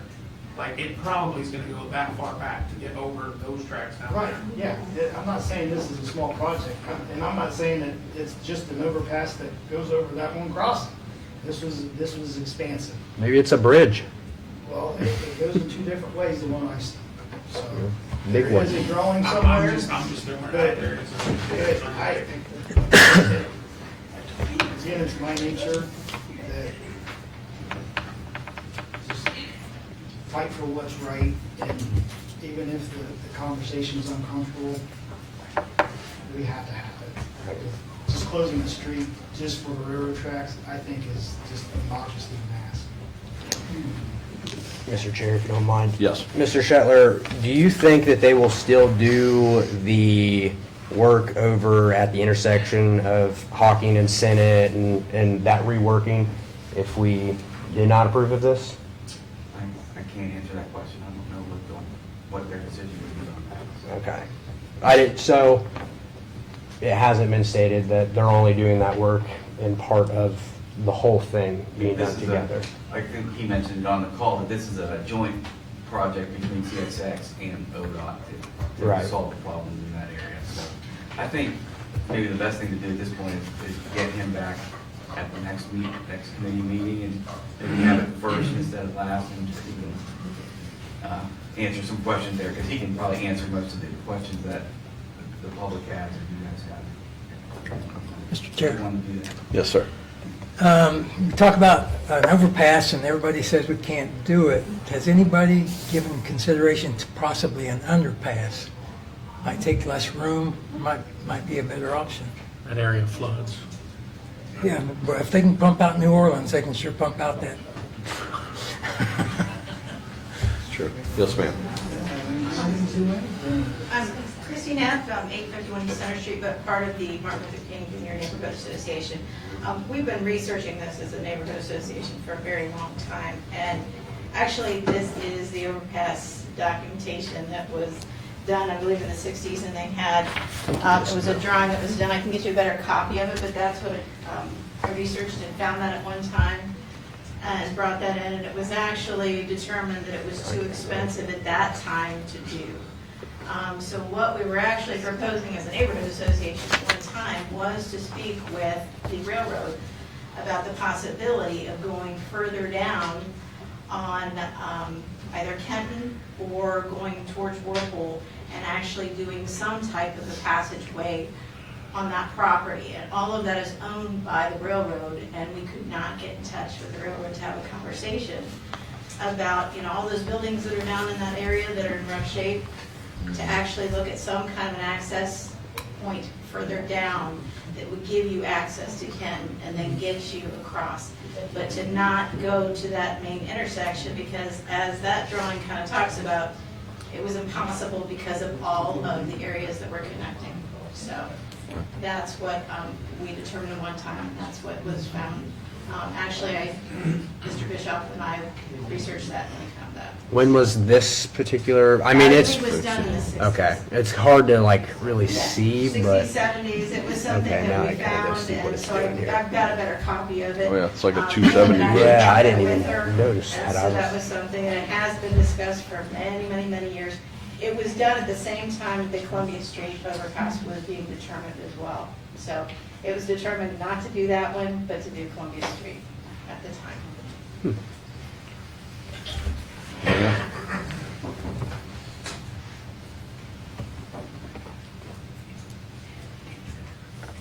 Captain Board Flow Pipe with 423 Lee Street. Almost 67 years I've been dealing with that railroad track. It was better when there was just a man there with a light. But if you're stuck between center and the tracks, Hoyle's the only way to get out, unless you cut through the drive-through, which is dangerous for a lot of people. But that's the only access to get out of there. And if they close it, you're stuck there. I had times where I needed to get over there. I had to take Hoyle, go down to center. There's times I went down to the center and it's blocked too. So I end up going clear out to Campbell Road. There's been times that's been blocked too. So I have to go clear out to 203 to get somewhere. That's 7 miles out of my way when I live 3 minutes on the other side of the tracks. It's gas, it's aggravation, and if they close that, you're going to have even more of a mess. And I think that they should take that into consideration. Thank you. Anyone else? Wishes of the committee? Let it set and try to get him back? I'd say send it to full council with a no recommendation. Him coming back, is he gonna have any answers, you think, other than what we've already figured out tonight and the last few times we've discussed about it? So, we could dispose of it here, or we could send it to council. So we send it to council, no recommendation. Well, with a no recommendation, that they vote no. Yes.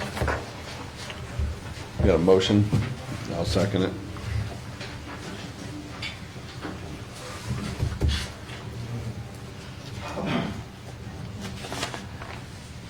Captain for one really street. Yes, ma'am. When they talk about closing streets, do they ever ask the people on those streets? I know Hoyle has nobody on it, but do they ever go out and ask the public what they want? Well, I don't know if, I think they ask for recommendations at times, but that's what we're doing here, and that's why we held it in committee and tried to get an ODOT representative here. And that's why I believe, if my thoughts are right, this committee is gonna send it on to council with a recommendation, no, and we'll let it read 3 times. Okay. And give everybody an opportunity, give them an opportunity to come back and see if they can say anything that would convince you otherwise. Well, tell the railroad and ODOT to give me a reasonable explanation as to why they can't have 2 gates coming across there. Yep. Because my understanding is the railroad has a problem with people Yeah. cutting across. I agree with you. I think that's the best solution. Another And the other another gate on side- the other side. The other side, they do the same thing. Yeah. That's why they want to fix that. Why not? 2 gates. Yep. One coming from one side, one from the other. Solves the problem. Yes, Ms. Dyer. So,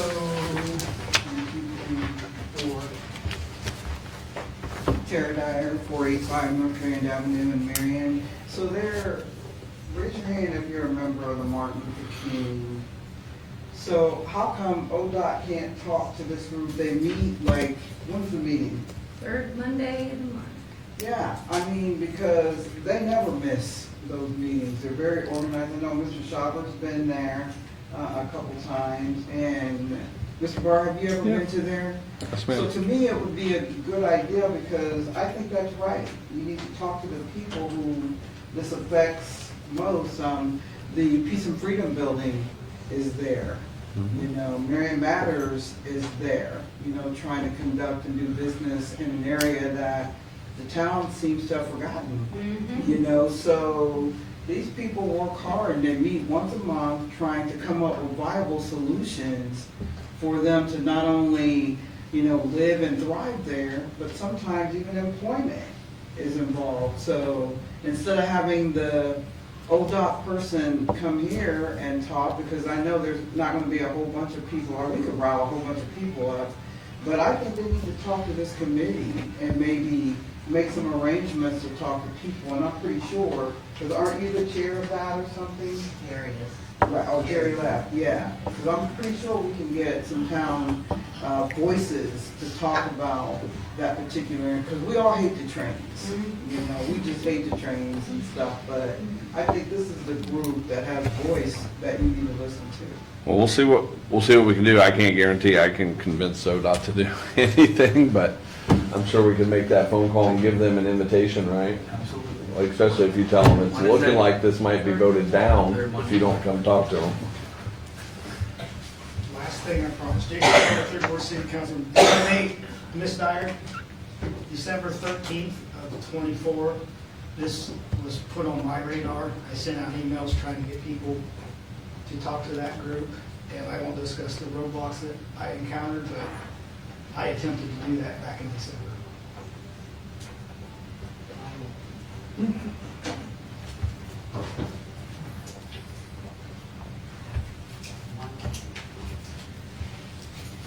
Stone, Rich, 32 Ninth Street, and I would just like to ask you to consider, as you said, to let this go, because I know it's been really interesting tonight, but us on the MLK Junior, this was our meeting night. And because we thought the man from ODOT was going to be here and we could have our voices heard, we moved our meeting here. We all came up here. We've sat through hours, although it is very interesting, but we've sat through hours of all this other stuff to get here at the very end at 9:34 at night to actually have, you know, to him not be here and for the option to be maybe let's see if we can get him to come back. But we've been here twice now stating our opinion, and he didn't stay for it. And we stuck it till the very end just because we wanted to have a chance to speak to him. So I hope that you will look at it from the Well, it's either that or, resident's opinion. I believe there's a motion on, and a second to, with a recommendation to Not send yet. on to council with a vote of no. That hasn't happened yet. That's what we're asking. That, and I know they did a Right. survey, we all submitted stuff to that survey when it was going on. We've never heard a thing about what those results were. So it would be your wish that it stays in committee, or that we just move it You on? move it on and don't have to Okay, come back. thank you. Yeah. Unless we want to come back that night. Anything else? I believe, take roll? Mr. Barr? Yes. Mr. T. Smith? Yes. Mr. R. Smith? Yes.